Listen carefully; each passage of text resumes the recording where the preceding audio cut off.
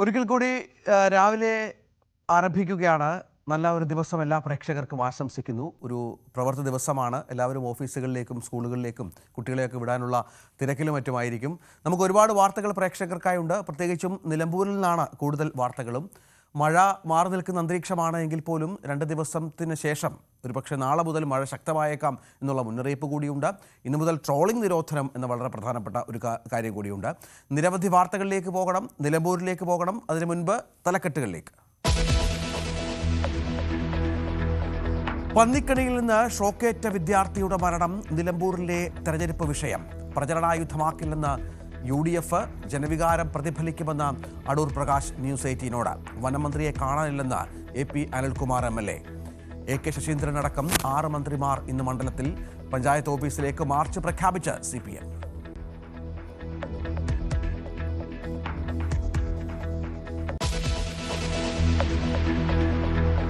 Operation Sindoor അഭിമാനത്തിനിടെ 3ാം Modi സർക്കാരിന് ഇന്ന് 1ാം പിറന്നാൾ.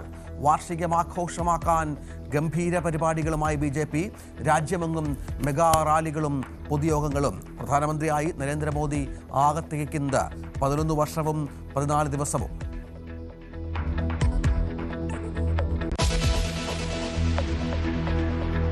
നടൻ കൃഷ്ണകുമാറിന്റെ മകളുടെ സ്ഥാപനത്തിലെ പണം തട്ടിപ്പ് കേസിൽ അന്വേഷണം ഊർജിതമാക്കി പോലീസ്. ബാങ്ക് അക്കൗണ്ട് ഉടൻ പരിശോധിക്കും. 69 ലക്ഷം തട്ടിയെടുത്തുവെന്ന പരാതിയിൽ ഉറച്ച് കൃഷ്ണകുമാർ. ജീവനക്കാരുടെ പരാതിയിൽ മൊഴിയെടുപ്പ് ഉടനുണ്ടാകും.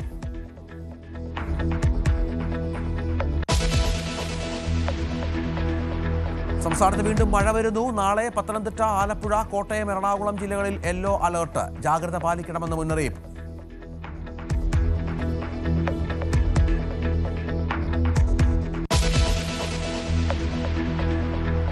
ട്രോളിംഗ് നിരോധനം ഇന്ന് അർദ്ധരാത്രി മുതൽ. മീൻ ലഭ്യത കുറയും, വില കൂടാൻ സാധ്യത. കേരള തീരത്ത് മത്സ്യബന്ധനത്തിന് വിലക്ക് ജൂലൈ 31 വരെ.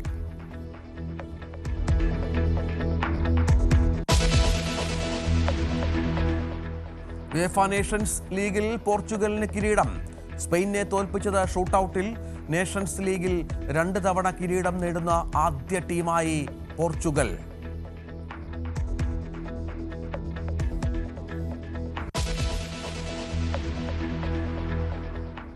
നിലമ്പൂർ വിധി എഴുതാൻ ഇനി 10 നാൾ.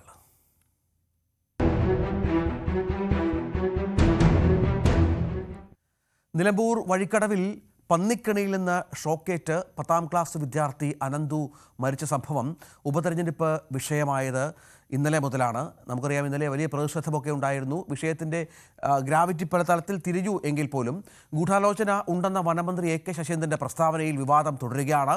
VD സതീശൻ പ്രതിപക്ഷ നേതാവ് ഇന്ന് അനന്തുവിൻ്റെ വീട്ടിലെത്തുന്നുണ്ട്. വനമന്ത്രിയും മണ്ഡലത്തിലുണ്ട്. കോൺഗ്രസ് ഭരിക്കുന്ന വഴിക്കടവ് പഞ്ചായത്തിൻ്റെ അനാസ്ഥയാണ് അനന്തുവിൻ്റെ ജീവനെടുത്തതെന്നാണ് CPMൻ്റെ ആരോപണം. പഞ്ചായത്ത് ഓഫീസിലേക്ക് ഇന്ന് ഇടതുമുന്നണിയുടെ പ്രതിഷേധ മാർച്ചുണ്ട്.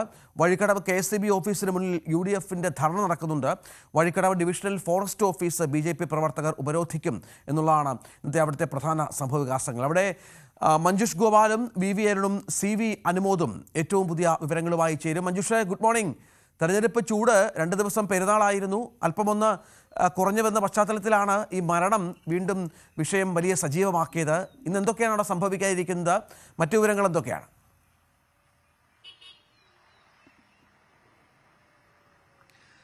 Good morning Ranjith. എന്തായാലും നിലമ്പൂരിൽ ഇനി അവസാനത്തെ 9 ദിവസത്തെ പ്രചാരണമാണ് ബാക്കിയുള്ളത്. അതായത് ഏറ്റവും ആവേശകരമായി പ്രചാരണം നടക്കാൻ പോകുന്ന 9 ദിവസങ്ങളാണ് നിലമ്പൂരിലുള്ളത്. ഇതുവരെ നിലമ്പൂരിൽ ഒരു പ്രത്യേക വിഷയം, ഒരു ഫോക്കസ് ചെയ്തുകൊണ്ടുള്ള ഒരു വിഷയം ഒരു മുന്നണിക്കും കിട്ടിയിരുന്നില്ല. പഴയ പല വിഷയങ്ങളും പൊടി തട്ടിയെടുത്തായിരുന്നു. ഉദാഹരണത്തിന് മലപ്പുറം പരാമർശം മുഖ്യമന്ത്രിയുടെ, അതുപോലെയുള്ള പരാമർശങ്ങൾ, അതുപോലെ തന്നെ KC വേണുഗോപാൽ നടത്തിയ ഒരു പരാമർശം, അത് സാമൂഹ്യക്ഷേമ പെൻഷനെ കൈക്കൂലിയാക്കി മാറ്റി എന്ന പരാമർശം, അതിനെ LDF മുതലെടുക്കുവാൻ ശ്രമിച്ചിരുന്നു. പക്ഷേ ആ വിഷയങ്ങളൊക്കെ അതിന്റെ ഒരു ഫോക്കസിലേക്ക് വന്നിരുന്നില്ല. 1-2 ദിവസം ഈ വിഷയങ്ങൾ മണ്ഡലത്തിൽ സജീവ ചർച്ചാ വിഷയമായി എങ്കിൽ പോലും അതിൽ മലപ്പുറം പരാമർശമൊക്കെ മുൻപ് ഉന്നയിച്ച് പരാജയപ്പെട്ട വിഷയങ്ങളാണ്. അതിന് പലതവണ വ്യാഖ്യാനങ്ങളും അതുപോലെ തന്നെ വിശദീകരണങ്ങളും നൽകിയിട്ടുള്ള വിഷയങ്ങളാണ്. അതിനാൽ തന്നെ അതൊക്കെ വലിയ രീതിയിൽ ഫോക്കസ് ചെയ്യുവാൻ കഴിഞ്ഞിരുന്നില്ല. അതിനിടയ്ക്കാണ് ദൗർഭാഗ്യകരമെന്ന് പറയട്ടെ, വഴിക്കടവിൽ ഇങ്ങനെയൊരു സംഭവം ഉണ്ടായത്. ഒരു കുട്ടിയുടെ മരണം സംഭവിച്ചത്, അത് പന്നിക്കെണിയിൽ പെട്ട് ഇങ്ങനെയൊരു മരണം സംഭവിച്ചത്, അത് ഒരു രാഷ്ട്രീയ ആയുധമാക്കുകയില്ല എന്ന് UDF എഫ് പറയുന്നുണ്ടെങ്കിലും തുടക്കത്തിൽ പക്ഷേ പിന്നെ എന്താണ് അവിടെ ശ്രമിച്ചത് എന്ന കാര്യം LDF ചോദിക്കുന്നുണ്ട്. രാഷ്ട്രീയ ആയുധമാക്കി മാറ്റുവാനും നിലമ്പൂരിൽ പ്രചാരണത്തിന് ഒരു വലിയ ആയുധമാക്കി മാറ്റുവാനും തന്നെയാണ് UDF തുടക്കം മുതൽ തന്നെ ശ്രമിച്ചത്. ഈ വിഷയം തന്നെയായിരിക്കും ഇന്നും സജീവമായി നിലമ്പൂർ മണ്ഡലത്തിൽ ഉണ്ടാവുക. അതിന് മറ്റൊരു കാരണം കൂടിയുണ്ട്. വനമന്ത്രി കൂടി മണ്ഡലത്തിലേക്ക് ഇന്ന് വരികയാണ്. തെരഞ്ഞെടുപ്പ് പ്രചാരണത്തിനായിട്ട് വനമന്ത്രി AK ശശീന്ദ്രൻ ഇന്ന് നിലമ്പൂരിൽ വരികയാണ്. ഇതുകൂടി ഉള്ളതുകൊണ്ട് കൂടുതൽ പ്രചാരണ വിഷയമായിട്ട് ഇത് കൊണ്ടുവരുവാൻ ഉയർത്തിക്കൊണ്ടുവരുവാൻ UDF ശ്രമിക്കുമെന്ന കാര്യത്തിൽ യാതൊരു സംശയമില്ല. ആ രീതിയിലുള്ള പ്രതികരണങ്ങളാണ് UDF നേതാക്കളുടെ ഭാഗത്തു നിന്നുണ്ടാകുന്നത്. VD സതീശൻ പ്രതിപക്ഷ നേതാവ് ഇന്ന് അനന്തുവിന്റെ വീട് സന്ദർശിക്കും. മരിച്ച കുട്ടിയുടെ വീട് ഇന്ന് സന്ദർശിക്കും. അതുകൂടി ആവുമ്പോഴേക്കും ഈ വിഷയത്തിൽ കൂടുതൽ ശക്തമായിട്ട് തന്നെ ആരോപണങ്ങൾ സർക്കാരിനെതിരെ ഉന്നയിക്കുവാൻ അവിടെ ഇപ്പോൾ UDF ശ്രമിച്ചുകൊണ്ടിരിക്കുന്നത് വനം വകുപ്പിനെയും അതുപോലെ തന്നെ വൈദ്യുതി വകുപ്പിനെയും പ്രതിരോധത്തിലാക്കിക്കൊണ്ടുള്ള പ്രചാരണങ്ങളാണ്. അതിൽ മറ്റൊരു കാര്യം കൂടി ഉള്ളത്, വനം മന്ത്രി നടത്തിയ പ്രസ്താവന അതൊട്ടും തന്നെ നല്ലൊരു പ്രസ്താവനയായിരുന്നില്ല. വനമന്ത്രി അങ്ങനെ പറഞ്ഞത് ദൗർഭാഗ്യകരമായ ഒരു കാര്യമാണ്. അത് തിരുത്തണം എന്ന് തന്നെയാണ് UDF ആവശ്യപ്പെടുന്നത്. ഇത് മനഃപൂർവ്വം ഉണ്ടാക്കിയതാണ്. ഇത് നിലമ്പൂരിൽ ജയിക്കുന്നതിന് വേണ്ടി UDF കെട്ടിച്ചമച്ച ഒരു കാര്യമാണ്. അതിന്റെ ഉദാഹരണങ്ങളുണ്ട്, അതിന് തെളിവുകളുണ്ട് എന്നൊക്കെ മന്ത്രി പറയുകയും അത് മുഴുവനായ രീതിയിൽ അല്ല എങ്കിൽ പോലും CPM സംസ്ഥാന സെക്രട്ടറി MV ഗോവിന്ദൻ അത് ഏറ്റെടുത്തുകൊണ്ട് സംസാരിക്കുകയും ചെയ്തത്. അതാണ് ഇപ്പോൾ കൂടുതലായിട്ട് തെരഞ്ഞെടുപ്പ് വിഷയമാക്കി കൊണ്ടുവരുവാനായിട്ട് ഇപ്പോൾ UDF ശ്രമിച്ചുകൊണ്ടിരിക്കുന്നത്. ഇന്ന് പ്രതിപക്ഷ നേതാവിന്റെ വരവോടുകൂടി അതിന് കൂടുതൽ ശക്തി നൽകുവാനും സ്വാഭാവികമായിട്ടും UDF ശ്രമിക്കുമെന്ന കാര്യത്തിൽ സംശയമില്ല. അതേസമയം തന്നെ ഈ വിഷയം തെരഞ്ഞെടുപ്പ് പ്രചാരണത്തിന് ആയുധമാക്കി മാറ്റുകയാണ് എന്ന് ചൂണ്ടിക്കാണിച്ചുകൊണ്ട് LDFന്റെ പ്രചാരണം മറ്റൊരു വഴിക്ക് നടക്കും. പഞ്ചായത്തിലേക്ക് ഇന്ന് വഴിക്കടവിലാണ് ഈ സംഭവം ഉണ്ടായത്. അതുകൊണ്ട് വഴിക്കടവ് പഞ്ചായത്തിന്റെ അനാസ്ഥയാണ് ഈ കുട്ടി മരിക്കാൻ ഇടയായത് എന്നുള്ള കാര്യം ചൂണ്ടിക്കാണിച്ചുകൊണ്ടും ഇത് രാഷ്ട്രീയ ആയുധമായിട്ട് നിലമ്പൂർ തെരഞ്ഞെടുപ്പ് പ്രചാരണത്തിനായിട്ട് ഈ ദൗർഭാഗ്യകരമായ സംഭവം ഉപയോഗിക്കുകയാണ് UDF എന്ന് പറഞ്ഞുകൊണ്ടും LDF പഞ്ചായത്ത് ഓഫീസിലേക്ക് മാർച്ചും കൂടി നടത്തുന്നുണ്ട്. അപ്പോൾ രണ്ട് ഭാഗത്തും ഇതേ കാര്യങ്ങൾ വരുന്നു. മറ്റൊന്നുള്ളത് BJPയുടെ പ്രതിഷേധമാണ്. അത് വനം വകുപ്പ് ഓഫീസിലേക്കും നടത്തുന്നുണ്ട്. അപ്പോൾ ഈ മണ്ഡലത്തിൽ ആകമാനം ഈ ഒരു വിഷയം ഇന്ന് നിറഞ്ഞു നിൽക്കുകയാണ്. ഈ വിഷയത്തിൽ പരസ്പര ആരോപണ പ്രത്യാരോപണങ്ങൾ ഉന്നയിച്ചുകൊണ്ട് ഈ വിഷയം സജീവമാക്കി നിർത്തുവാൻ UDF ആഗ്രഹിക്കുമ്പോൾ LDF ഈ വിഷയം സജീവമാക്കി നിർത്തുവാൻ താൽപര്യപ്പെടുന്നില്ല. മറിച്ച് UDF നടത്തുന്ന ഈ ആരോപണങ്ങൾക്ക് പ്രതിരോധം ഉയർത്തുക എന്നുള്ളതാണ് LDFന്റെ ലക്ഷ്യം എന്ന കാര്യത്തിൽ യാതൊരു സംശയവുമില്ല. മറ്റൊരു കാര്യമുള്ളത്, വന്യജീവി ആക്രമണങ്ങൾ അത് നിലമ്പൂർ മണ്ഡലത്തിൽ ഏറെ സജീവമായ വിഷയമാണ്. തുടക്കം മുതൽ തന്നെ അങ്ങനെയാണ്. ഈ വിഷയം തുടക്കം മുതൽ തന്നെ UDF ഉയർത്തിക്കൊണ്ടുവരുന്നതാണ്. അതിനിടെയാണ് ഇങ്ങനെയൊരു സംഭവം, പന്നിക്കണിയിൽപ്പെട്ട് ഒരു കുട്ടി ദാരുണമായി കൊല്ലപ്പെട്ട ഒരു സംഭവം ഉണ്ടായത്. ഇതിനെ ആ രീതിയിലേക്ക് വഴിതിരിച്ചു വിടുവാൻ UDF ശ്രമിച്ചിരുന്നു. പക്ഷേ അങ്ങനെ ഇപ്പോൾ പൂർണ്ണമായിട്ടും പറ്റുകയില്ല എന്ന് അവിടെ നടന്ന സംഭവം കൂടുതൽ വ്യക്തമായിട്ട് പൊതുസമൂഹത്തിലേക്ക് വന്നതോടുകൂടി അങ്ങനെ വന്നിരിക്കുകയാണ്. അതിനകത്താണ് UDF ആ രീതിയിൽ ആലോചിക്കുന്നില്ല. ഇതൊരു വന്യജീവി ആക്രമണത്തിൽപ്പെടുന്ന കർഷകരുടെ ഒരു വിഷയമായിട്ട് കൊണ്ടുവരുവാൻ ആഗ്രഹിക്കുന്നില്ല. എങ്കിൽ പോലും ഇത്തരം സംഭവങ്ങൾ ഇങ്ങനെ പന്നിക്കണി പോലെയുള്ള കുടുക്കുകളിൽപ്പെട്ട് ആളുകൾ മരിക്കുന്നത് ഇത് ഇന്നലെ തുടങ്ങിയ സംഭവമല്ല. ഇതിനു മുൻപും പല സംഭവങ്ങളും ഉണ്ടായിട്ടുണ്ട്. അവിടെ വനം വകുപ്പും അതുപോലെ തന്നെ വൈദ്യുതി വകുപ്പുമാണ് ഇതിന് ഉത്തരവാദികൾ എന്നാരോപിച്ചുകൊണ്ട് സർക്കാർ ഇക്കാര്യത്തിൽ കണ്ണടയ്ക്കുകയാണ് എന്ന ഒരു നിലപാട് സ്വീകരിച്ചുകൊണ്ട് മുന്നോട്ട് പോവുകയാണ് ഇപ്പോൾ UDF ചെയ്യുന്നത്. അത് തന്നെ ഇന്ന് തുടരുകയും ചെയ്യും. വഴിക്കടവിൽ ഇന്ന് മാർച്ച് നടക്കുന്നുണ്ട്. അവിടെ കൂടുതൽ വിവരങ്ങൾ നൽകുവാൻ നമ്മുടെ പ്രതിനിധിയായ CV അനുമോദ് ഉണ്ട്. അനുമോദ് ഇന്നലെ മുഴുവൻ സമയം അവിടെ ഉണ്ടായിരുന്നതാണ്. അനുമോദ്, എന്തായിരിക്കും ഇന്ന് വഴിക്കടവിൽ നടക്കാൻ പോകുന്ന കാര്യങ്ങൾ? LDF ഏത് രീതിയിൽ ഈ സംഭവത്തെ ഉയർത്തിക്കൊണ്ടുവരികയാണ്? പക്ഷേ മറ്റൊന്നുണ്ടല്ലോ, LDF ഇത് തണുപ്പിക്കുവാൻ തന്നെയുള്ള ഒരു ശ്രമം കൂടി നടത്തുന്നുണ്ടല്ലോ. ഇത് കൂടുതൽ ചർച്ചാ വിഷയമാകാതിരിക്കുവാനുള്ള ശ്രമം. ഒരു കാര്യം കൂടി, UDF ഒരു ഘട്ടത്തിൽ ഈ വിഷയത്തിൽ പ്രതിരോധത്തിലുമായിട്ടുണ്ട്. കാരണം തുടക്കത്തിൽ പറഞ്ഞ കാര്യമല്ല യഥാർത്ഥ സംഭവം എന്ന് പിന്നീട് മനസ്സിലായപ്പോൾ UDFനും ഒരു പ്രതിരോധം ഇവിടെ സംഭവിച്ചിട്ടുണ്ട്. ചില നേതാക്കൾ മറ്റൊരു രീതിയിലും സംസാരിക്കുന്നുണ്ട്. അപ്പോൾ ഏത് രീതിയിലായിരിക്കും ഈ വിഷയം ഉയർന്നു വരിക? മറ്റൊന്ന്, ഇന്നത്തോടുകൂടി ഈ വിഷയം കെട്ടടങ്ങുവാനാണോ സാധ്യത, അതോ വരും ദിവസങ്ങളിലും ഇത് ഇതേ രീതിയിൽ തന്നെ ഇതേ ഗ്രാവിറ്റിയിൽ തന്നെ മുന്നോട്ട് കൊണ്ടുപോകുവാൻ മുന്നണികൾക്ക് കഴിയുമോ?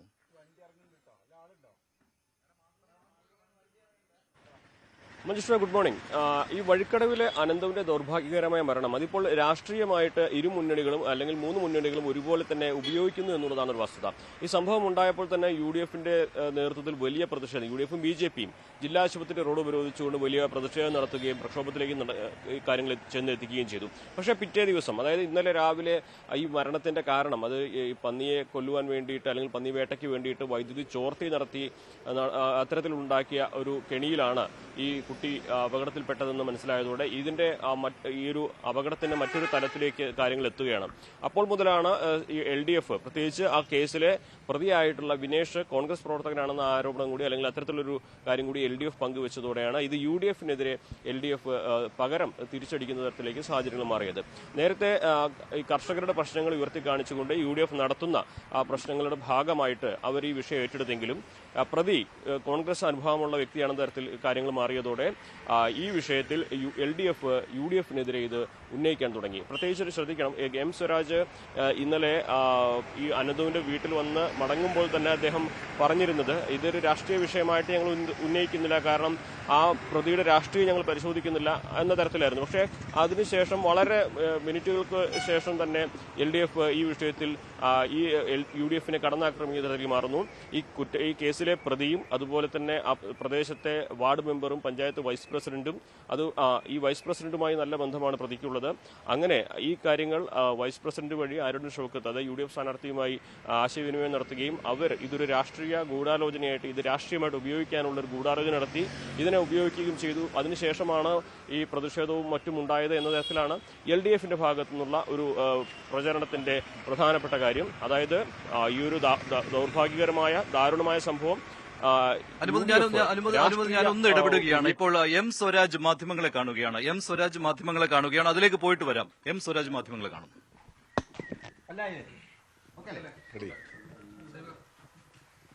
ഇപ്പോൾ നിലമ്പൂരിൽ ഇന്ന് മറ്റേ വഴിക്കടവ് പഞ്ചായത്തിൽ പ്രതിഷേധമാണ്. അത് അവർ പൊളിറ്റിക്കലൈസ് ചെയ്യുന്നുണ്ട്. നമ്മൾ അതിനകത്തെ പഞ്ചായത്തിന്റെ ഒരു വീഴ്ചയായിട്ടാണ് നമ്മൾ കണ്ടിട്ടൊരു പ്രതിഷേധം സംഘടിപ്പിക്കുന്നത്. അല്ല, ഇതിൽ നാട്ടിലൊരു ദുരന്തമുണ്ടായാൽ സ്വാഭാവികമായും അതിൽ ദുരന്തത്തിൻ്റെ ഭാഗമായി ബാധിതരോടുള്ള ഐക്യദാർഢ്യം, സ്വാഭാവികമായി മനുഷ്യരെന്ന നിലയിലുള്ള ദുഃഖം, പ്രതിഷേധം ഉണ്ടാവേണ്ട കാര്യമാണെങ്കിൽ പ്രതിഷേധം, ഇതെല്ലാം സ്വാഭാവികമാണ്. അതിനൊന്നും ആരും തള്ളി പറഞ്ഞിട്ടില്ല. എന്നാൽ അനന്തു കൊല്ലപ്പെട്ട ഉടനെ തന്നെ നിലമ്പൂരിലുണ്ടായ പ്രതിഷേധം അതിനോട് വിയോജിക്കുകയാണ് ചെയ്തത്. വിയോജിപ്പിൻ്റെ കാരണം ആശുപത്രിയിലേക്കുള്ള വഴിയാണ് തടയുന്നത്. അത് ഏതൊക്കെ തരത്തിൽ പിന്നെയും ബുദ്ധിമുട്ടുകൾ ഉണ്ടാക്കുമെന്ന് ആലോചിച്ചാൽ മനസ്സിലാവുന്നതാണ്. ഇപ്പോൾ അത്യാസന്ന നിലയിൽ ഒരു രോഗി ആശുപത്രിയിലേക്ക് ആ സമയത്ത് വന്നാൽ അവിടെ വഴി തടയുന്നതുകൊണ്ട് എന്തായിരിക്കും അതിൻ്റെ ഫലം? അപ്പോൾ വീണ്ടും വിചാരമില്ലാതെ ആരെങ്കിലും അങ്ങനെ ചെയ്താൽ തന്നെ നേതാക്കന്മാർ അതിടപെട്ട് പരിഹരിക്കേണ്ടതാണ് ആ വിഷയം. ആ കാര്യമാണ് ചൂണ്ടിക്കാണിച്ചത്. അതല്ലാതെ എന്ത് പ്രതിഷേധത്തിനും ആർക്കും അവകാശമുണ്ട്. ഇത്തരത്തിലാകുമ്പോൾ അത് കൂടുതൽ ദുരന്തങ്ങളിലേക്ക് ഒരുപക്ഷെ നയിച്ചേക്കും. അപ്പോൾ അങ്ങനെ ചെയ്തുകൂടാ എന്ന് മാത്രമേ ആ സന്ദർഭത്തിൽ പറഞ്ഞിട്ടുള്ളൂ. പിന്നെ സ്വാഭാവികമായിട്ടും ചൂണ്ടിക്കാണിക്കപ്പെട്ടിട്ടുണ്ട്. 2 മാസം മുൻപാണ് അവിടെ പുത്തിരിപ്പാടത്ത് മറ്റൊരാൾ ഇതുപോലെ കൊല്ലപ്പെട്ടു. അദ്ദേഹം തെങ്ങേറ്റ തൊഴിലാളി മറ്റോ ആണെന്നാണ് തോന്നുന്നത്. പുത്തൻ വീട്ടിൽ രാമകൃഷ്ണൻ എന്ന കുഞ്ഞുകുട്ടൻ മരിച്ചു. അപ്പോൾ അത് സംബന്ധിച്ച് ചൂണ്ടിക്കാണിച്ചപ്പോൾ അദ്ദേഹം ആണെങ്കിൽ കോൺഗ്രസിൻ്റെ ഒരു പ്രവർത്തകൻ കൂടിയായിരുന്നു, അവിടുത്തെ സജീവ പ്രവർത്തകൻ കൂടിയായിരുന്നു. സ്വാഭാവികമായിട്ടും ഒരു സഹപ്രവർത്തകൻ ഇങ്ങനെ ഒരു ദുരന്തം വരുന്ന സമയത്ത് കൂടെ ഉള്ളവർക്ക് രോഷവും ദുഃഖവും ഒക്കെ ഉണ്ടാകും. പക്ഷെ അന്നാരും വഴി അറിഞ്ഞിട്ടില്ല. അന്നറിഞ്ഞത് കുഞ്ഞുട്ടൻ്റെ വീട് സന്ദർശിക്കാൻ തന്നെ അങ്ങനെ അറിയപ്പെടുന്നവരാരും പോയിട്ടുമില്ല എന്നാണ് കേട്ടത്. കാരണം അന്ന് ഉപതെരഞ്ഞെടുപ്പുണ്ടായിരുന്നില്ല, അതാണ് പ്രശ്നം. ഇന്ന് ഉപതെരഞ്ഞെടുപ്പുണ്ട്, അതുകൊണ്ട് ഇന്ന് വഴി തടഞ്ഞു വന്നതാണ് ആ സമയത്ത് ഉയർന്നു വന്ന വിമർശനം. ഈ വിമർശനമൊന്നും അങ്ങനെ ഒരു ആരോപണമായി ഞാൻ ഉയർത്താൻ നിന്നിട്ടില്ല. നമുക്ക് പൊതുവിൽ ജാഗ്രത പാലിക്കേണ്ടതും സമൂഹത്തിൽ ബോധവൽക്കരണം നടത്തേണ്ടതും ഇത്തരം കുറ്റകൃത്യങ്ങൾക്കെതിരെ കർശന നടപടി സ്വീകരിക്കേണ്ടതുമൊക്കെ ഒരു പശ്ചാത്തലം പറഞ്ഞു പോവുക എന്ന് മാത്രമേ നമുക്ക് ചെയ്യേണ്ടതുള്ളൂ. പക്ഷെ പഞ്ചായത്തെ സംബന്ധിച്ച് ഇന്നിപ്പോൾ ഇത്രയും സമയം പിന്നിട്ട സ്ഥിതിക്ക് അവിടെ പന്നിയെയും മറ്റും വെടിവെക്കാൻ ലൈസൻസ് ഉള്ള അതിന് നിയോഗിക്കപ്പെട്ട ആളുകളുണ്ട് എന്ന് പറയപ്പെടുന്നു. പക്ഷെ അവരിപ്പോൾ ആ ഉത്തരവാദിത്വം നിർവഹിക്കാതിരിക്കാൻ കാരണം അവർക്ക് പ്രതിഫലമായിട്ട് പണം കിട്ടാനുണ്ട്. അത് കിട്ടുന്നില്ല എന്ന് വന്നപ്പോൾ അവർ നിർവഹിക്കുന്നില്ല എന്നാണ് പറയുന്നത്. അപ്പോൾ അതിൽ ഔദ്യോഗിക സ്ഥാപനം എന്ന നിലയ്ക്ക് പഞ്ചായത്തിൻ്റെ ഉത്തരവാദിത്വമുണ്ട്. എനിക്ക് തോന്നുന്നു അത്തരം വിഷയങ്ങളൊക്കെ ഇവിടെ ചർച്ച ചെയ്യപ്പെടുന്നുണ്ടാവും. ഞാനേതായാലും ഇനി അതിലേക്കൊന്നും കടന്നു പോകാൻ ആഗ്രഹിക്കുന്നില്ല. നമുക്കെന്തായാലും ഇത്തരത്തിലുള്ള ദുരന്തങ്ങൾ ആവർത്തിക്കാതിരിക്കാൻ രാഷ്ട്രീയമൊക്കെ മറന്ന് എല്ലാവരും ഒരുമിച്ച് നിൽക്കുകയാണ് വേണ്ടത്. അത്തരത്തിലൊരു അന്തരീക്ഷം ഉണ്ടായാൽ നല്ലത്, അത്രയും പറയാനുള്ളൂ. PM സുധീരൻ ഇവിടെ മണ്ഡലത്തിലുണ്ടായിരുന്നു. അദ്ദേഹം പറഞ്ഞത് ഇത് ഞങ്ങൾ രാഷ്ട്രീയവൽക്കരിക്കുന്നില്ല, ഇതൊരു മാനുഷിക വിഷയമാണ് എന്നുള്ളതാണ്. പക്ഷേ മറ്റുള്ളവർ അതിനെ രാഷ്ട്രീയവൽക്കരിക്കുന്നുണ്ട് എന്നുള്ളതാണ്. ഇല്ല, ബഹുമാനായ VM സുധീരൻ അദ്ദേഹം മുതിർന്ന നേതാവാണ്. ഞാൻ ഇന്നലെ അദ്ദേഹത്തെ കണ്ടിരുന്നു. അദ്ദേഹമായിട്ട് നല്ല സൗഹൃദമുള്ള ഒരാളാണ് ഞാൻ. അദ്ദേഹം പറഞ്ഞതിനോട് എനിക്ക് പൂർണ്ണ യോജിപ്പാണ്. രാഷ്ട്രീയവൽക്കരിക്കേണ്ട ഒരു കാര്യമല്ല ഇത്. ഇത്തരം കാര്യങ്ങളൊന്നും രാഷ്ട്രീയവൽക്കരിച്ചുകൂടാ. ഇത്തരം വിഷയങ്ങളിൽ സമൂഹം ഒരുമിച്ച് നിൽക്കുകയാണ് വേണ്ടത്. എല്ലാ പാർട്ടിയിലും പെട്ടവർക്ക് ഒരുമിച്ച് നിൽക്കാൻ പറ്റും, നല്ല നിലപാട് സ്വീകരിക്കാൻ പറ്റും. മുൻപ് ഇത്തരം കാര്യങ്ങളൊന്നും ആരും രാഷ്ട്രീയവൽക്കരിച്ചിരുന്നുമില്ല. ഇപ്പോൾ LDF ഭരിക്കുമ്പോഴും UDF ഭരിക്കുമ്പോഴും ഇത്തരം പ്രശ്നങ്ങൾ ഉണ്ടായിട്ടുണ്ട്. അന്നൊന്നും ഇത് അങ്ങനെ ഒരു ആരോപണത്തിൻ്റെ വിഷയത്തിലേക്ക് വന്നിട്ടുമില്ല. രാഷ്ട്രീയവൽക്കരിക്കാനുള്ള നീക്കം നടന്നത് നിലമ്പൂരിന് പുറത്തുള്ള ചില നേതാക്കന്മാരുടെ നേതൃത്വത്തിലാണ്. അവരാണ് ഈ ആശുപത്രിയിലുള്ളൊക്കെ വഴിയൊക്കെ തടഞ്ഞിരുന്നത്. അതിനെ മുതിർന്ന നേതാക്കന്മാർ ഇടപെട്ട ആ സമയത്ത് ഒരുപക്ഷെ കൈകാര്യം ചെയ്യാൻ കഴിഞ്ഞിട്ടുണ്ടാവില്ല. വൈകിയാണെങ്കിലും എനിക്ക് തോന്നുന്നു അവർക്കത് ബോധ്യമായിട്ടുണ്ടാവും. ഇനി അവരങ്ങനെ വഴി തടയുമെന്ന് ഞാൻ കരുതുന്നില്ല. അപ്പോൾ അത്തരത്തിലൊരു തെറ്റായ നീക്കം ആ സമയത്ത് ഉണ്ടായി എന്നത് ശരിയാണ്, അതെല്ലാവർക്കും ബോധ്യമുള്ളതാണ്.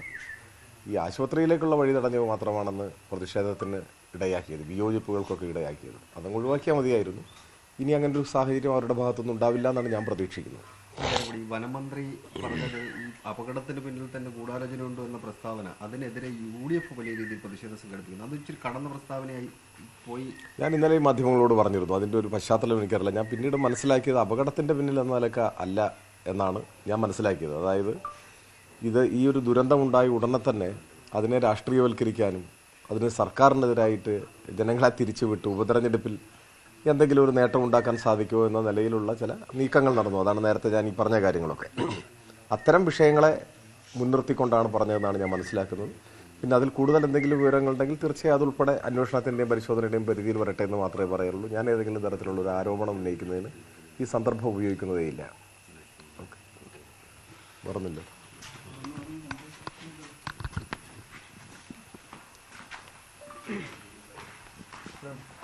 ഇതാണ് സ്വരാജ് പറയുന്നത്. അതായത് ഇതൊരു രാഷ്ട്രീയമായിട്ട് ഉന്നയിക്കാൻ LDF ആഗ്രഹിക്കുന്നില്ല എന്ന് തന്നെയാണ് LDFന്റെ നിലപാട്. മാത്രമല്ല UDF ഈ നിലപാടിൽ നിന്ന് പിന്നോട്ട് പോയിട്ടുണ്ട് എന്നുള്ളതും LDF കേന്ദ്രങ്ങൾ വിലയിരുത്തുന്നുണ്ട്. കാരണം VM സുധീരനെ പോലെയുള്ള നേതാക്കൾ ആ രീതിയിലുള്ള പ്രതികരണമാണ് നടത്തിയതും. മറ്റൊരു കാര്യമുള്ളത്, UDFന്റെ നേതാക്കളും ഈ വിഷയത്തിൽ പ്രതികരണം നൽകിയിട്ടുണ്ട്. അതിൽ ഇപ്പോൾ നമുക്ക് അടൂർ പ്രകാശ് ഇതേക്കുറിച്ച് പ്രതികരിച്ചതിലേക്ക് പോകാം. അതിലേക്ക് അടൂർ പ്രകാശിന്റെ പ്രതികരണത്തിലേക്ക്.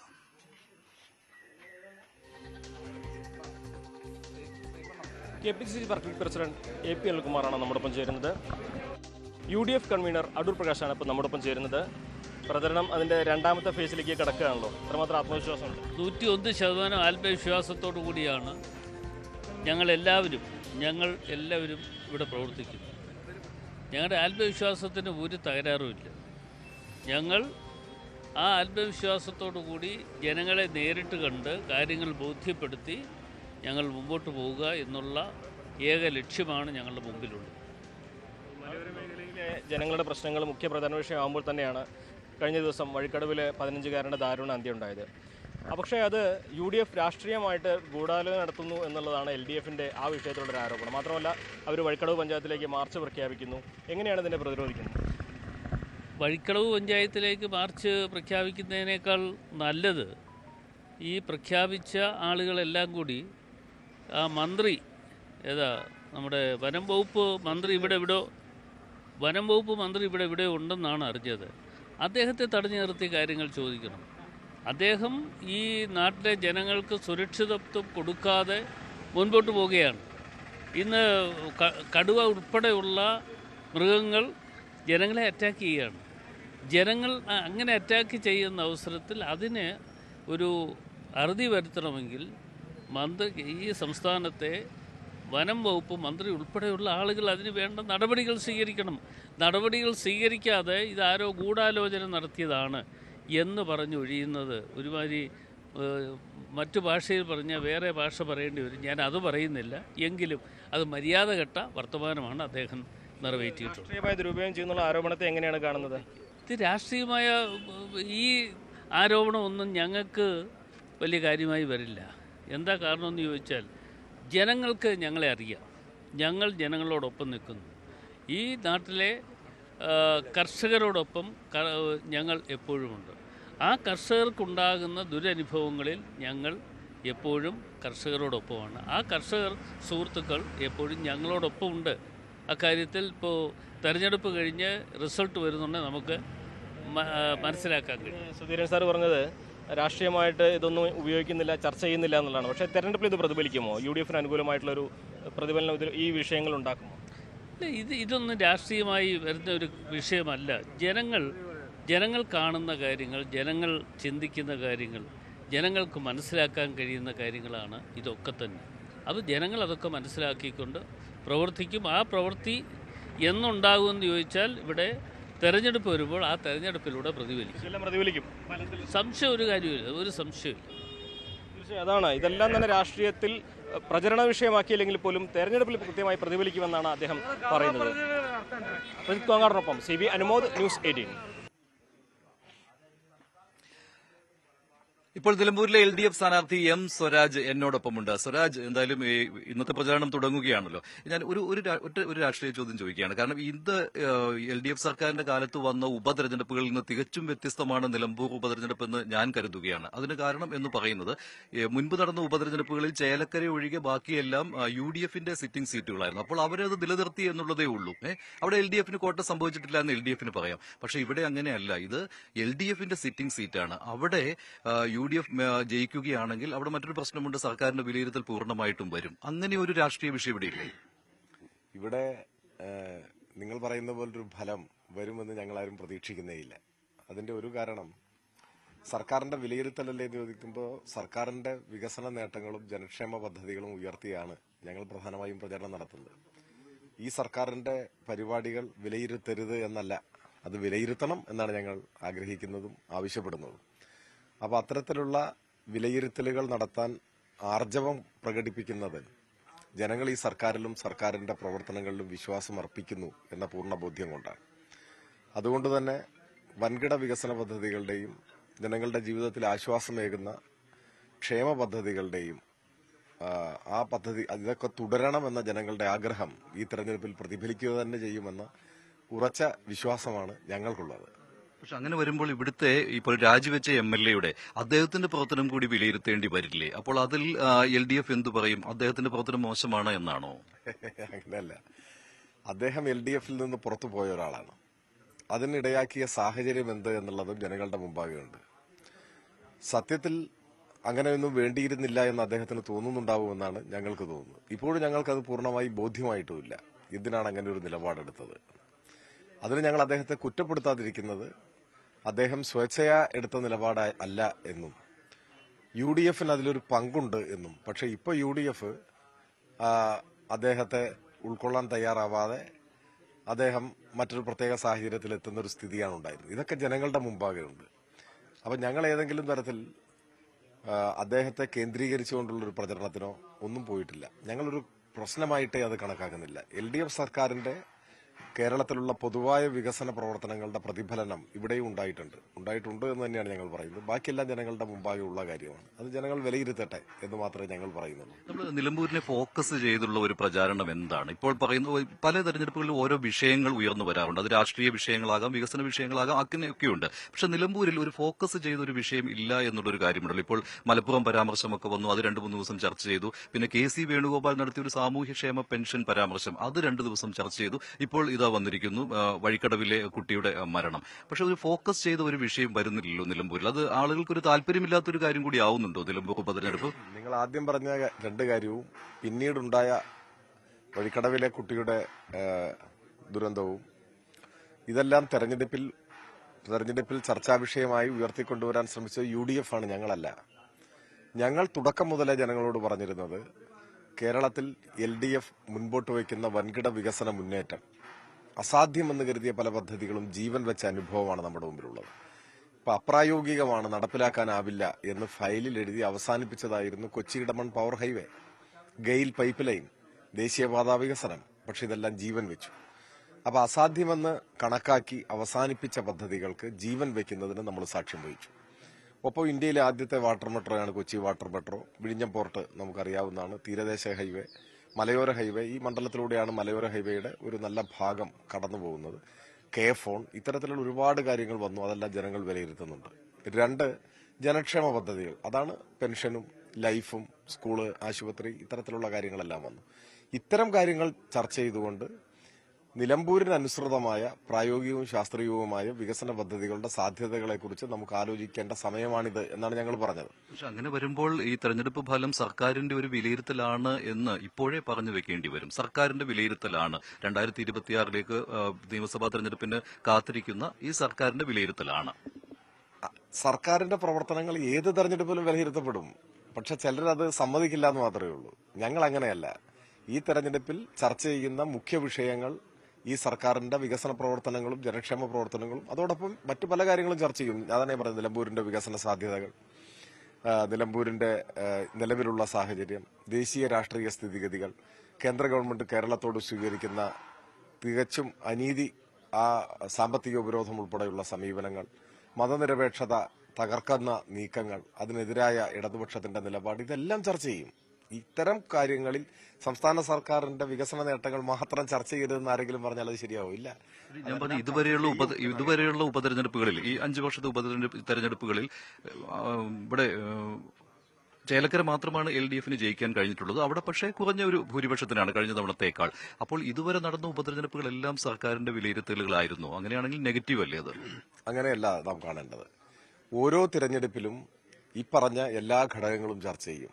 ഏതെങ്കിലും ഒരു വിഷയം ചർച്ച ചെയ്യരുതെന്ന് ആർക്കാണ് തീരുമാനിക്കാനാവുക? എല്ലാ വിഷയവും ചർച്ച ചെയ്യും. ആ തെരഞ്ഞെടുപ്പുകളിൽ അതിൽ പ്രാമുഖ്യം കിട്ടുന്ന കാര്യങ്ങളുണ്ടാവും. അതൊക്കെ ജനങ്ങളാണ് തീരുമാനിക്കുക. ഇപ്പൊ പുതുപ്പള്ളിയാണെങ്കിലും തൃക്കാക്കരയാണെങ്കിലും പാലക്കാടാണെങ്കിലും UDFന് വളരെ ശക്തമായ സ്വാധീനവും വേരോട്ടവും മേൽക്കൈയുമുള്ള മണ്ഡലങ്ങളാണ്. എല്ലാവർക്കും അറിയാവുന്നതാണല്ലോ ആ കാര്യങ്ങൾ. ഈ മണ്ഡലങ്ങളിലൊന്നും LDFന്റെ വോട്ടിനെ അങ്ങനെ സാരമായി ബാധിച്ചില്ല. ഇപ്പൊ പാലക്കാട് പരാജയപ്പെടുമ്പോഴും ഇവിടെ തൃക്കാക്കരയിൽ പരാജയപ്പെടുമ്പോഴും എല്ലാം വോട്ട് കൂടുകയാണ് ചെയ്തത്. സർക്കാരിന്റെ വിലയിരുത്തലാണെങ്കിലും വോട്ട് വർദ്ധിക്കുമ്പോൾ പരാജയപ്പെട്ടുവെങ്കിലും ആ പരാജയം കൂടുതൽ വോട്ട് വാങ്ങിയിട്ടുള്ള പരാജയമാണ്. മുൻ തെരഞ്ഞെടുപ്പിനേക്കാൾ കൂടുതൽ വോട്ട് നേടിക്കൊണ്ടുള്ള പരാജയമാണ് അവിടെയൊക്കെ ഉണ്ടായിട്ടുള്ളത്. എന്നാൽ ചേലക്കരയെ സംബന്ധിച്ചിടത്തോളം LDFന് വലിയ സ്വാധീനമുണ്ട് എന്നെല്ലാം പറയുമ്പോഴും ഈ പറഞ്ഞ ഒടുവിലത്തെ പാർലമെന്റ് തെരഞ്ഞെടുപ്പിൽ ജയിച്ച മണ്ഡലമാണല്ലോ. ആലത്തൂർ ജയിച്ച മണ്ഡലമാണ്. ഇവിടെ ഭൂരിപക്ഷം നേടിയ മണ്ഡലമാണ്. പക്ഷെ അതിനേക്കാൾ വോട്ട് നേടുകയാണ് ചെയ്തത്. അപ്പോൾ LDFന്റെ താരതമ്യേന സ്വാധീനമുള്ളിടത്ത് ആ സ്വാധീനം നിലനിർത്തുകയും തൊട്ടു മുൻപിലത്തെ തെരഞ്ഞെടുപ്പിനേക്കാൾ വോട്ട് നേടുകയുമാണ് ചെയ്തത്. അപ്പോൾ സർക്കാരിന്റെ പ്രവർത്തനം വിലയിരുത്തുമെന്ന് പറയുമ്പോൾ അമ്പേ ആളുകളെല്ലാം എതിർത്ത് വോട്ട് ചെയ്യുകയല്ല ചെയ്തത് ഇവിടങ്ങളിലെല്ലാം എന്ന് നാം കാണേണ്ടതായിട്ടുണ്ട്. മറ്റൊരു കാര്യമുള്ളത് സ്വരാജ്, ഇപ്പോൾ ജയിച്ചാൽ മന്ത്രി എന്നുള്ളൊരു പ്രചാരണം നടക്കുന്നുണ്ട്. അത് LDFോ CPM നടത്തുന്ന പ്രചാരണമല്ല, പക്ഷെ അങ്ങനെ ഒരു തോന്നൽ ഉണ്ടായിട്ടുണ്ട്. അത് ഞങ്ങളൊന്നും ചിന്തിക്കാത്ത കാര്യമാണ്. പാർട്ടിയോ സ്ഥാനാർത്ഥി എന്ന നിലയിൽ ഞാനോ ചിന്തിക്കാത്തൊരു കാര്യമാണ്. അതൊക്കെ എനിക്ക് തോന്നുന്നു വലതുപക്ഷ ബോധത്തിന്റെ സ്വാധീനം നമ്മുടെ സമൂഹത്തിൽ നിലനിൽക്കുന്നുകൊണ്ടാണ്. ഞങ്ങൾ ഈ തെരഞ്ഞെടുപ്പുകളിലൊക്കെ മത്സരിക്കുന്നത് തന്നെ തെരഞ്ഞെടുപ്പുകൾ പരമപ്രധാനമാണ് എന്ന് കരുതിയിട്ടല്ല. ഞങ്ങളുടെ ആശയങ്ങളും നിലപാടുകളും ജനങ്ങളിൽ എത്തിക്കുന്നതിനുള്ള ഒരു അവസരമായി ഞങ്ങൾ തെരഞ്ഞെടുപ്പിനെ കാണുന്നു. തെരഞ്ഞെടുക്കപ്പെടുമ്പോൾ കേരളം പോലുള്ള ചില സംസ്ഥാനങ്ങളിൽ തെരഞ്ഞെടുക്കപ്പെടുകയും ഗവൺമെന്റ് ഉണ്ടാക്കാൻ അവസരം ലഭിക്കുകയും ചെയ്യുമ്പോൾ ഏറ്റവും ദുർബല ജനവിഭാഗങ്ങൾക്ക് കഴിയാവുന്നത്ര ആശ്വാസം കൊടുക്കുന്ന ചില നടപടികളെങ്കിലും സ്വീകരിക്കാൻ ഞങ്ങൾ ശ്രദ്ധിക്കുകയും ചെയ്യുന്നു. അതല്ലാതെ ഏതെങ്കിലും ഒരു അധികാര പദവി ഞങ്ങളെ ഒന്നും അങ്ങനെ ഭ്രമിപ്പിക്കാറില്ല. ഞങ്ങൾ അതൊന്നും മനസ്സിൽ വെച്ച് നടക്കുന്നവരുമല്ല. ഈ കാര്യമൊന്നും ഞങ്ങൾ ചിന്തിക്കുക പോലും ചെയ്യാത്ത കാര്യങ്ങളാണ്. ഇപ്പോൾ നിലമ്പൂരുകാരനാണെങ്കിലും നിലമ്പൂരുകാരനാണോ എന്നുള്ള ചോദ്യമൊക്കെ വരുന്നുണ്ട്. താങ്കൾ ഇപ്പോൾ തൃപ്പൂണിത്തുറയിൽ മത്സരിച്ചപ്പോൾ ഞാൻ എറണാകുളംകാരനാണ് എന്നൊക്കെ പറഞ്ഞിരുന്നു എന്നാണല്ലോ. പക്ഷെ ഇവിടെ വന്ന് കണ്ടപ്പോൾ താങ്കൾ ഇപ്പോൾ ഒരു തോട്ടത്തിന്റെ ഉടമയാണ് എന്നൊക്കെ കണ്ടു. എന്താണ് ഇവിടെ ഈ പ്രദേശവുമായിട്ടുള്ള ബന്ധം ഇപ്പോൾ താമസിക്കുന്നത്? അതൊക്കെ മറ്റെന്താ പറയുക, കൊച്ചു കാര്യങ്ങളാണ്. അതൊക്കെ തെരഞ്ഞെടുപ്പിൽ അങ്ങനെ ഉയർത്തിക്കൊണ്ടുവരുന്നത് തന്നെ ആരോഗ്യകരമായ ഒരു ജനാധിപത്യ സംവാദത്തിന് കെൽപ്പില്ലാതെ വരുമ്പോഴാണ്. ഇറ്റലിയിൽ ജനിച്ചവർക്ക് ഇന്ത്യയിൽ മത്സരിക്കാൻ ഒരു തടസ്സവും നമ്മുടെ രാജ്യത്തുണ്ടായിട്ടില്ല, ഉണ്ടാവേണ്ട കാര്യവുമില്ല. ഇപ്പോ കേരളത്തിലെ ഞാൻ ഇവിടുത്തുകാരനാണ് എന്ന് പറയേണ്ട ആവശ്യം വരുന്നു. അല്ല, പറയട്ടെ.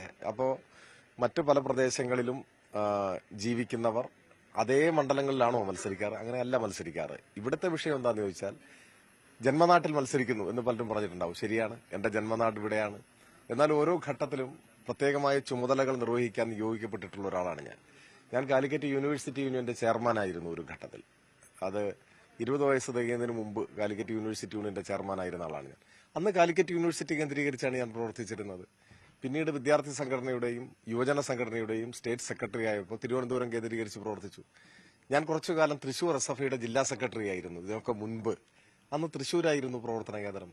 അതിനുശേഷം എറണാകുളത്ത് കേന്ദ്രീകരിക്കേണ്ടതായ സാഹചര്യം വന്നു. ആ ഘട്ടത്തിലാണ് തൃപ്പൂണിത്തുറ തെരഞ്ഞെടുപ്പ് നടക്കുന്നത്. ഞാൻ സ്വാഭാവികമായിട്ടും പറഞ്ഞിട്ടുണ്ട്. അപ്പോൾ അന്ന് അവിടെ പ്രചരണം നടത്തിയവർ ഇയാൾ മലപ്പുറംകാരനാണ് എന്ന് പറഞ്ഞിട്ടാണ്. മലപ്പുറവും അതിനുള്ള മറുപടിയായിരുന്നു ഞാൻ എടപ്പള്ളിയിലാണ് താമസിക്കുന്നത്, ഞാൻ എറണാകുളംകാരനാണെന്ന്. മലപ്പുറവും എറണാകുളവും തൃശ്ശൂരും തിരുവനന്തപുരവും കണ്ണൂരും ഒക്കെ നമ്മുടെ നാട് തന്നെയാണ്.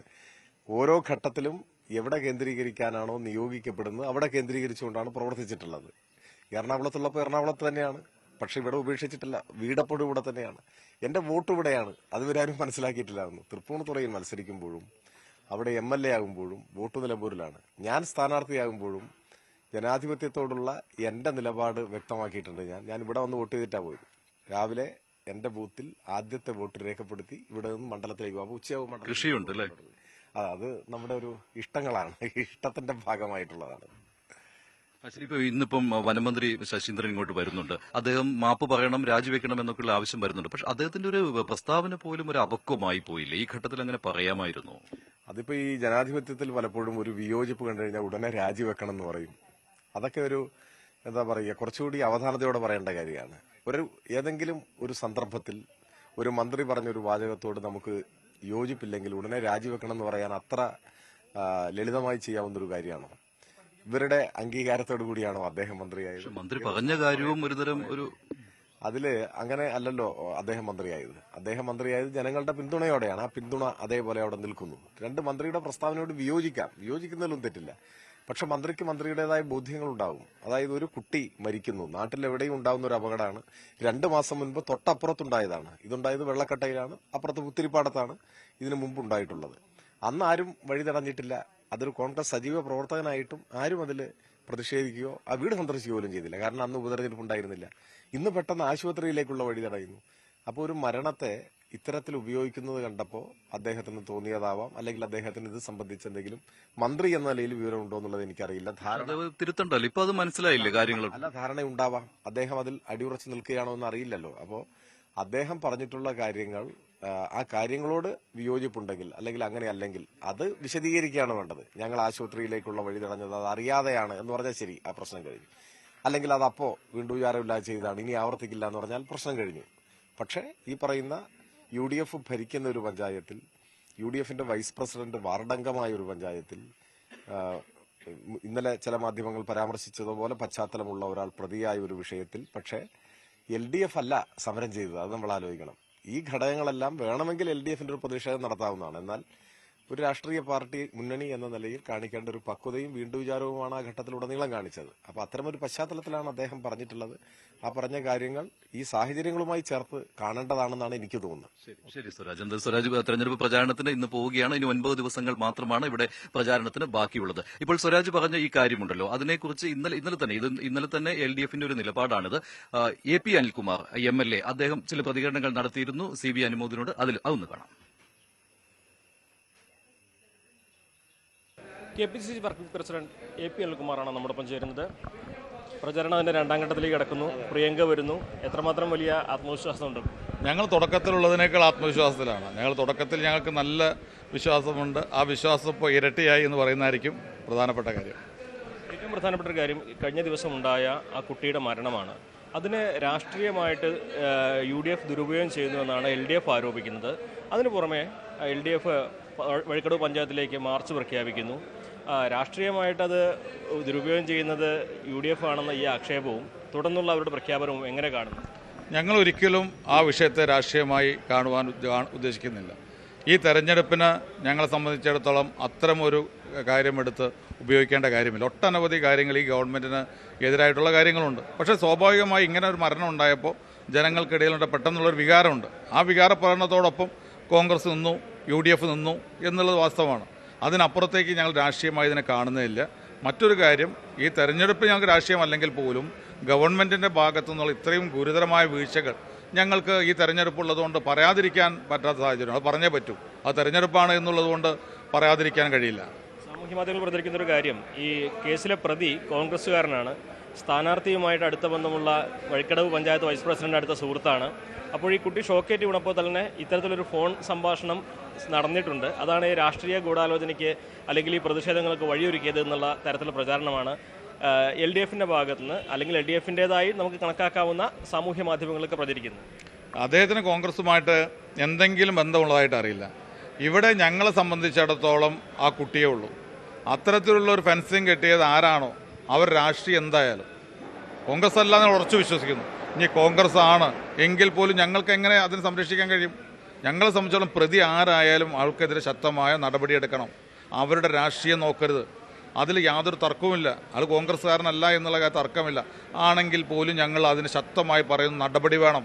പക്ഷേ അതോടൊപ്പം ഇത് ഈ ഒരു വിവരം അറിഞ്ഞിട്ടും ഇത്തരമൊരു വൈദ്യുതി മോഷണം അവിടെ നടക്കുന്നു എന്നറിഞ്ഞിട്ടും നടപടിയെടുക്കാത്ത KSEBക്കാരല്ലേ ഏറ്റവും പ്രധാനപ്പെട്ട പ്രതികൾ? അപ്പോൾ ഗവൺമെന്റ് അല്ലേ പ്രതിസ്ഥാനത്ത് നിൽക്കുന്നത്? അതിൽ നിന്ന് രക്ഷപ്പെടാൻ വേണ്ടിയാണ് ഈ വക പ്രചരണങ്ങളൊക്കെ നടത്തുന്നത്. കുട്ടി മരിച്ച സമയത്ത് കോൺഗ്രസിന്റെ പ്രവർത്തകർ, മുൻനിര നേതാക്കളൊക്കെ ഉണ്ടായിരുന്നു പ്രതിഷേധത്തിൽ. ജില്ലാ ആശുപത്രിയിലെ റോഡ് ഉപയോഗിച്ച് തടഞ്ഞതും ഒരു പരിധിക്ക് അപ്പുറം പോയില്ല പ്രതിഷേധം. അങ്ങനെ കരുതുന്നുണ്ടോ? എനിക്ക് അങ്ങനെ തോന്നുന്നില്ല. സ്വാഭാവികമായി ഉണ്ടായൊരു പ്രതിഷേധം അത് വളരെ നിയന്ത്രണ വിധേയമായിക്കൊണ്ടാണ് പ്രതിഷേധം നടത്തിയത്.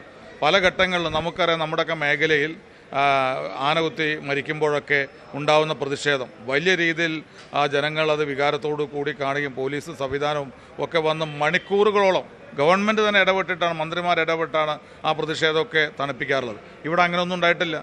ഇവിടെ 1 മണിക്കൂർ നേരത്തെ പ്രതിഷേധമാണ് ഉണ്ടായിട്ടുള്ളത്. അത് സ്വാഭാവിക പ്രതികരണമാണ്. അതിനപ്പുറത്തേക്ക് അത് പോയിട്ടില്ല.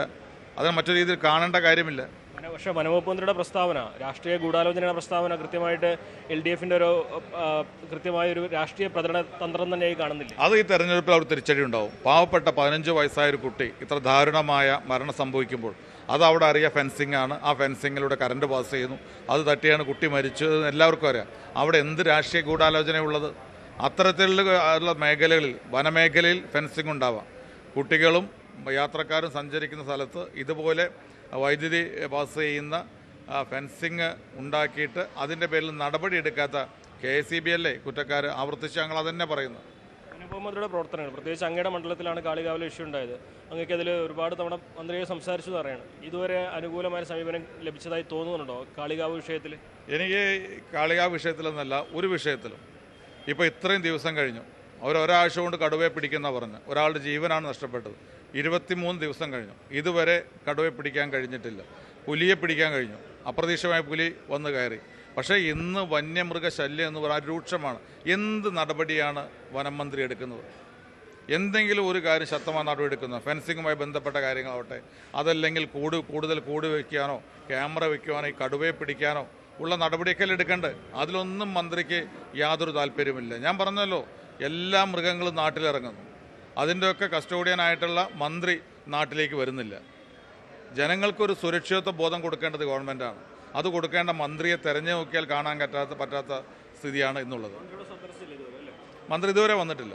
ഇപ്പോൾ 23 ദിവസം കഴിഞ്ഞിട്ടും ആ വഴിക്ക് അദ്ദേഹം വന്നിട്ടില്ല. അതാണ് അവസ്ഥ. ഇതിൽ രാഷ്ട്രീയമായിട്ട് ഈ വിഷയം തെരഞ്ഞെടുപ്പ് പ്രതിഫലിക്കുമോ? ഈ ഒരു കുട്ടിയുടെ മരണവും തുടർന്നുണ്ടാകുന്ന സംഭവവികാസങ്ങളും തെരഞ്ഞെടുപ്പിൽ ഒരു പ്രതിഫലനം ഉണ്ടാക്കുന്നതാവും? അല്ല, ഞാൻ അതിന് ആ വശങ്ങളിലേക്കൊന്നും പോകുന്നില്ല. അതൊക്കെ തെരഞ്ഞെടുപ്പ് രംഗത്ത് നിൽക്കുമ്പോൾ ഓരോ കാര്യങ്ങൾ ചർച്ചയ്ക്ക് വരും. അത് ജനങ്ങൾ തീരുമാനിക്കട്ടെ.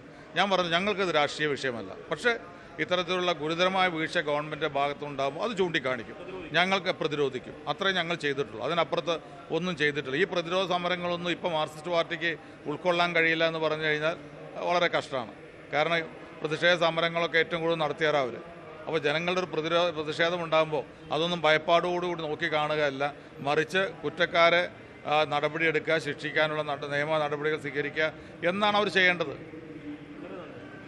രാഷ്ട്രീയമായിട്ട് ഈ വഴിക്കടവ് ദുരന്തം ഉപയോഗിക്കില്ല എന്ന് പറയുമ്പോൾ തന്നെ ഉയർന്ന ആരോപണങ്ങളെ പ്രതിരോധിക്കുമെന്ന് കൂടി അദ്ദേഹം വ്യക്തമാക്കുമ്പോൾ തെരഞ്ഞെടുപ്പിൽ ഇത് ചൂടുള്ള ചർച്ചാ വിഷയമാകുമെന്ന കാര്യത്തിൽ യാതൊരു സംശയവുമില്ല.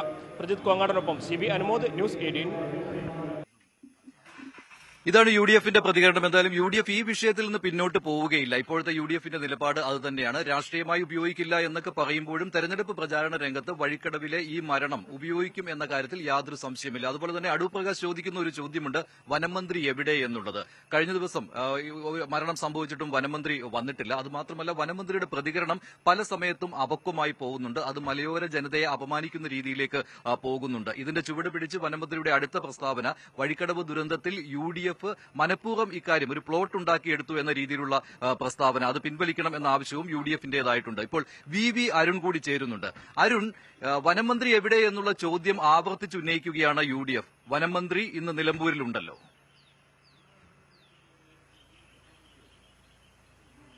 തീർച്ചയായിട്ടും മഞ്ജുഷ, വനമന്ത്രി എ കെ ശശീന്ദ്രൻ ഇന്ന് നിലമ്പൂരിലുണ്ട്. അദ്ദേഹം ചില പൊതുയോഗങ്ങളിൽ പങ്കെടുക്കുന്നുണ്ട്. ഈ മരണപ്പെട്ട അനന്തുവിൻ്റെ വീട്ടിലേക്ക് പോകുമെന്ന കാര്യത്തിൽ വ്യക്തതയില്ല. ഏതായാലും അദ്ദേഹം ഇന്നലെ പറഞ്ഞൊരു നിലപാട് തന്നെയാണ് ഇപ്പോൾ പ്രതിപക്ഷത്തിന് പ്രധാനപ്പെട്ട രാഷ്ട്രീയ ആയുധം. ഇതൊരു പ്ലാൻഡ് സംഭവമാണ്, അല്ലെങ്കിൽ ആസൂത്രിതമാണ് ആയ സംഭവമെന്ന് പറയുമ്പോൾ അത് സ്വാഭാവികമായും കോൺഗ്രസ് രാഷ്ട്രീയമായി ഉപയോഗിക്കുന്നുമുണ്ട്. മാത്രമല്ല ഈ മരണവും ഈ അപകട മരണമാണെങ്കിൽ പോലും അതും സർക്കാർ സ്പോൺസേഡ് എന്ന ഒരു ആരോപണമാണ് ആദ്യഘട്ടം മുതൽ കോൺഗ്രസ് നേതൃത്വം ഉന്നയിച്ചത്. വലിയ പ്രതിഷേധമാണ് ആദ്യത്തെ ഒരു 1.5 മണിക്കൂർ ഈ നിലമ്പൂർ ജില്ലാ ആശുപത്രിക്ക് സമീപമുള്ള പ്രധാനപ്പെട്ട റോഡിൽ സംഭവിച്ചത്. വാഹനം തടഞ്ഞുകൊണ്ട് പ്രതിഷേധം അതല്പം കടന്നുപോയി എന്നൊരു വിധത്തിൽ ഇപ്പോൾ കോൺഗ്രസ് നേതാക്കൾക്കുണ്ട്. അതുകൊണ്ടാണ് മുതിർന്ന നേതാക്കളടക്കം കെ മുരളീധരനും വി എം സുധീരനും അടക്കമുള്ള നേതാക്കൾ പോലും രാഷ്ട്രീയമായി ഉപയോഗിക്കുന്ന വിഷയമല്ല, ഇതൊരു രാഷ്ട്രീയ വിഷയമല്ല, മാനുഷിക വിഷയം നിലപാടിലേക്ക് മാറുന്നത്. അപ്പോഴും മഞ്ജു സൂചിപ്പിച്ച പോലെ ഇതൊരു തെരഞ്ഞെടുപ്പിൽ സജീവ ചർച്ചയെ നിർത്താൻ തന്നെയാണ് കോൺഗ്രസിൻ്റെ തീരുമാനം. CPM ഇടതുമുന്നണിയും അതിനെ കാണുന്നത് ഇത് വീഴ്ച ഉണ്ടായത് കോൺഗ്രസ് ഭരിക്കുന്ന പഞ്ചായത്താണ്, കോൺഗ്രസിൻ്റെ പഞ്ചായത്ത് അംഗമാണുള്ളത്. ഇന്നലെ CPMൻ്റെ PB അംഗം, ഇവിടെ തെരഞ്ഞെടുപ്പ് പ്രവർത്തനം നേതൃത്വം നൽകുന്ന A വിജയരാഘവൻ, പൊളിറ്റ് ബ്യൂറോ അംഗം, അദ്ദേഹം പറഞ്ഞത് ഇത് ആര്യാടൻ ഷൗക്കത്തിൻ്റെ ഗ്രൂപ്പുകാരാണ് ഇതിന് പിന്നിൽ. അവർക്ക് അതായത് ഈ നായാട്ടും ഉൾപ്പെടെയുള്ളത് മൃഗവേട്ടയാണ് അക്ഷരാർത്ഥത്തിൽ അവിടെ നടന്നത്. അത് വളരെ കൃത്യമാണ് ആ സ്ഥലം കാണുമ്പോഴുമൊക്കെ മനസ്സിലാകുന്നത്.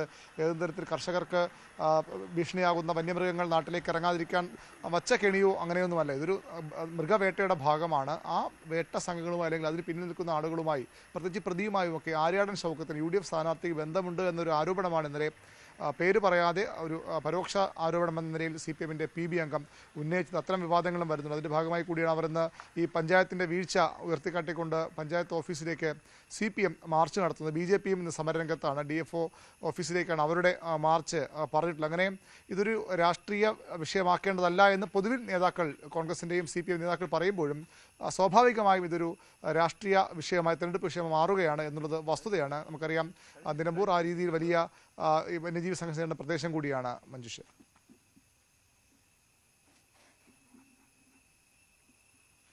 ഇതാണ് നിലമ്പൂരിലെ ഇപ്പോഴത്തെ രാഷ്ട്രീയ സാഹചര്യം. നേരത്തെ പറഞ്ഞതുപോലെ ഓരോ ദിവസവും ഓരോ വിഷയങ്ങൾ വരുന്നുണ്ട്. ഇപ്പോൾ നിലവിൽ ഈ വഴിക്കടവിലെ ഈ ദുരന്തം തന്നെയാണ് രാഷ്ട്രീയ വിഷയമായിട്ട് ഇവിടെ UDF ഉയർത്തിക്കൊണ്ടുവരുന്നത്. അങ്ങനെയല്ല എന്ന് UDF പറയുമ്പോഴും, പക്ഷേ അത് എത്ര ദിവസം ഇതിന് ആയുസുണ്ട് എന്നുള്ള കാര്യത്തിൽ സംശയമാണ്. കാരണം അതൊരു മൃഗവേട്ടയായിരുന്നു. പന്നിയെ കെണിവെച്ച് പിടിച്ച് ഇറച്ചി വ്യാപാരത്തിന് വേണ്ടി ഉപയോഗിക്കുന്ന സംഘങ്ങളായിരുന്നു ഇതിന് പിന്നിലുള്ളത്. അതുകൊണ്ട് തന്നെ UDFന് എത്രമാത്രം ഇതിനെ പിന്തുണയ്ക്കാൻ കഴിയും എന്ന കാര്യത്തിൽ സംശയമുണ്ട്. ഇതെങ്ങനെയാണ് മലയോര ജനതയുടെ ഒരു പ്രശ്നമായിട്ട് UDF പൂർണ്ണമായി അവതരിപ്പിക്കുക എന്നുള്ള കാര്യത്തിലും സംശയം നിലനിൽക്കുകയാണ്. പക്ഷേ അതേസമയം തന്നെ ഇങ്ങനെയുള്ള കെണികൾ, പന്നിക്കെണികൾ ഉണ്ട് എന്നുള്ള കാര്യം അറിവായിട്ടും അത് KSCBയോ അതുപോലെ തന്നെ വനം വകുപ്പോ ഇക്കാര്യത്തിൽ നടപടിയെടുക്കാത്തത് എന്ത് എന്ന ചോദ്യമാണ് UDF ഫോക്കസ് ചെയ്യുന്നത് എങ്കിൽ UDFന് ഇത് തെരഞ്ഞെടുപ്പ് പ്രചാരണ രംഗത്ത് ഉപയോഗിക്കാം. കാരണം രണ്ട് പ്രധാനപ്പെട്ട സർക്കാർ വകുപ്പുകളുടെ അനാസ്ഥ അവർക്ക് ചൂണ്ടിക്കാണിക്കാം. പക്ഷേ തുടക്ക സമയത്ത് UDF നടത്തിയ പ്രതിഷേധം, അത് കോൺഗ്രസിലെ ചില മുതിർന്ന നേതാക്കൾ പോലും ആ പ്രതിഷേധത്തിൽ ഉണ്ടായിരുന്നു. അതൊക്കെ അവർക്ക് തിരിച്ചടിയാകുന്നുണ്ട്. അത് LDF ഓരോ കാര്യങ്ങളും എടുത്തു പറഞ്ഞുകൊണ്ട് തന്നെ ഇതിനെ പ്രതിരോധിക്കുന്നുമുണ്ട്. അതേസമയത്ത് തന്നെയാണ് ഇന്ന് വഴിക്കടവ് പഞ്ചായത്തിലേക്ക് LDF മാർച്ചും സംഘടിപ്പിക്കാൻ പോകുന്നത്. അപ്പോൾ ഇതൊരു രാഷ്ട്രീയ വിഷയമായി നിലവിൽ ഉണ്ട്. പക്ഷേ അത് എത്ര ദിവസം ഇതിന് ആയുസ് ഉണ്ടാകും എന്നുള്ള കാര്യമാണ്. വരും ദിവസങ്ങളിൽ പ്രമുഖരായ പല നേതാക്കളും മണ്ഡലത്തിലേക്ക് എത്തുകയാണ്. മുഖ്യമന്ത്രി മണ്ഡലത്തിലേക്ക് 3 ദിവസത്തെ പര്യടനത്തിന് വേണ്ടി വരുന്നുണ്ട്. അതോടൊപ്പം പ്രിയങ്ക ഗാന്ധി വരുന്നുണ്ട്. അങ്ങനെ രാഷ്ട്രീയ വിഷയങ്ങൾ മാറിക്കൊണ്ടേയിരിക്കും. മുഖ്യമന്ത്രി വരുന്നതോടുകൂടി പുതിയ ചില വിഷയങ്ങളിലേക്ക് കാര്യങ്ങൾ കടന്നേക്കാം. അങ്ങനെ ഒട്ടേറെ കാര്യങ്ങളുണ്ട്. എങ്കിലും നിലമ്പൂരിൽ നിലവിൽ ഈ വിഷയം തന്നെയാണ്. അനുമോദ് കൂടി ചേരുന്നുണ്ട്. അനുമോദ്, വഴിക്കടവിൽ ഇന്ന് എന്തൊക്കെ കാര്യങ്ങളാണ് സംഭവിക്കാൻ പോകുന്നത്? ഇപ്പോൾ പ്രതിപക്ഷ നേതാവ് അങ്ങോട്ട് വരാൻ പോവുകയാണല്ലോ. 10 മണിയോടുകൂടി അദ്ദേഹം വഴിക്കടവിലേക്ക് വരും എന്നാണ്. വനമന്ത്രി മണ്ഡലത്തിലുണ്ട്. വനമന്ത്രിയെ ഇന്നലെ കോഴിക്കോട് ഭാഗത്ത് തടഞ്ഞ ഒരു സംഭവം പോലും ഉണ്ടായിട്ടുണ്ട്. പ്രതിഷേധം വലിയ രീതിയിൽ പ്രകടിപ്പിക്കുവാനായിട്ട് UDF ഒരുങ്ങുമോ? LDF പ്രതിഷേധത്തിന്റെ ഒരു സ്വഭാവം എന്തായിരിക്കും? എന്താണ് LDF നിശ്ചയിച്ചിരിക്കുന്നത്? പ്രമുഖരായ നേതാക്കൾ പങ്കെടുക്കുന്നുണ്ടോ?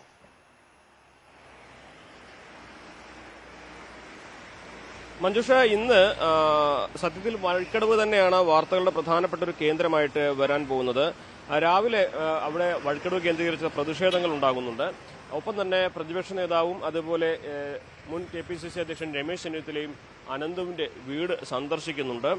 അതിനുശേഷം അതേ സമയത്ത് തന്നെയാണ് 10 മണിക്ക് LDFന്റെ പ്രതിഷേധ മാർച്ച് പഞ്ചായത്തിലേക്ക്, വഴിക്കടവ് പഞ്ചായത്തിലേക്ക് നടക്കുക.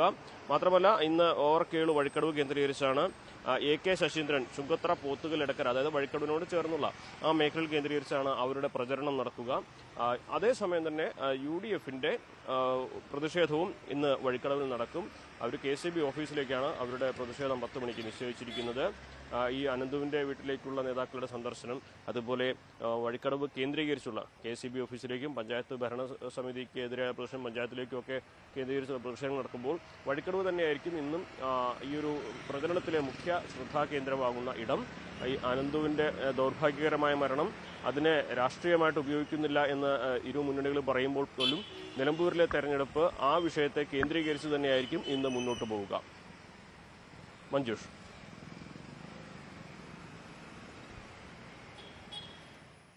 ഇതാണ് ഇപ്പം നിലമ്പൂരിലെ അവസ്ഥ. എന്തായാലും രാഷ്ട്രീയ പ്രചാരണം ചൂടുപിടിക്കുകയാണ്. തെരഞ്ഞെടുപ്പ് പ്രചാരണം അതിന്റെ ഉച്ചസ്ഥായിലേക്ക് കടക്കാൻ പോവുകയാണ്. കാരണം ഇനി ഏതാനും ദിവസങ്ങൾ മാത്രമേ തെരഞ്ഞെടുപ്പ് പ്രചാരണത്തിനുള്ളൂ. അതിനാൽ തന്നെ വലിയ നേതാക്കളൊക്കെ വന്നുകൊണ്ടിരിക്കുകയാണ്. ഇന്നോടുകൂടി അത് സജീവമാവുക തന്നെ ചെയ്യും. ഇതുവരെ അല്പം തണുത്ത രീതിയിൽ തന്നെയായിരുന്നു നിലമ്പൂരിലെ തെരഞ്ഞെടുപ്പ് പ്രചാരണം. അത് വരും ദിവസങ്ങളിൽ ശക്തി പ്രാപിക്കുവാനുള്ള എല്ലാ സാധ്യതയും ഇപ്പോൾ കാണുന്നുണ്ട്. തെളിഞ്ഞ അന്തരീക്ഷമാണ് ഇന്ന് നിലമ്പൂരിൽ. പക്ഷേ മഴ പ്രവചനം ഉള്ളതുകൊണ്ട് അത് ആശങ്കപ്പെടുത്തുന്നുണ്ട് മുന്നണികളെയും നേതാക്കളെയും ഒക്കെ. എന്തായാലും നിലമ്പൂരിൽ വരും മണിക്കൂറുകളിലും നിലമ്പൂരിലെ കൂടുതൽ വിശേഷങ്ങളിലേക്ക് വരാം. ഇന്ന് വലിയ രീതിയിലുള്ള പ്രതിഷേധങ്ങൾ നിലമ്പൂരിൽ നടക്കാൻ പോകുന്നു. വഴിക്കടവിൽ വലിയ പ്രതിഷേധം നടക്കാൻ പോകുന്നു. ഇതിന്റെയൊക്കെ വിശദ വിവരങ്ങൾ വരുന്ന ബുള്ളറ്റിനുകളിൽ ഉണ്ടാകും. ഇപ്പോൾ ഒരു ഇടവേളയ്ക്ക് ശേഷം രഞ്ജിത്ത് രാമചന്ദ്രൻ ചേരും.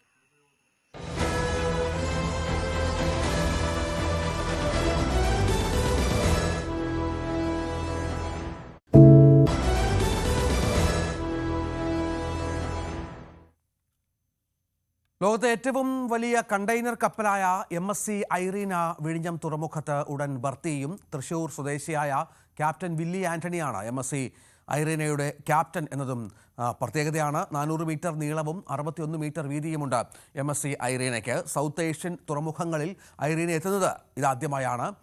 വാട്ടർ സല്യൂട്ട് നൽകിയാണ് വരവേൽപ്പ് നൽകുന്നത്.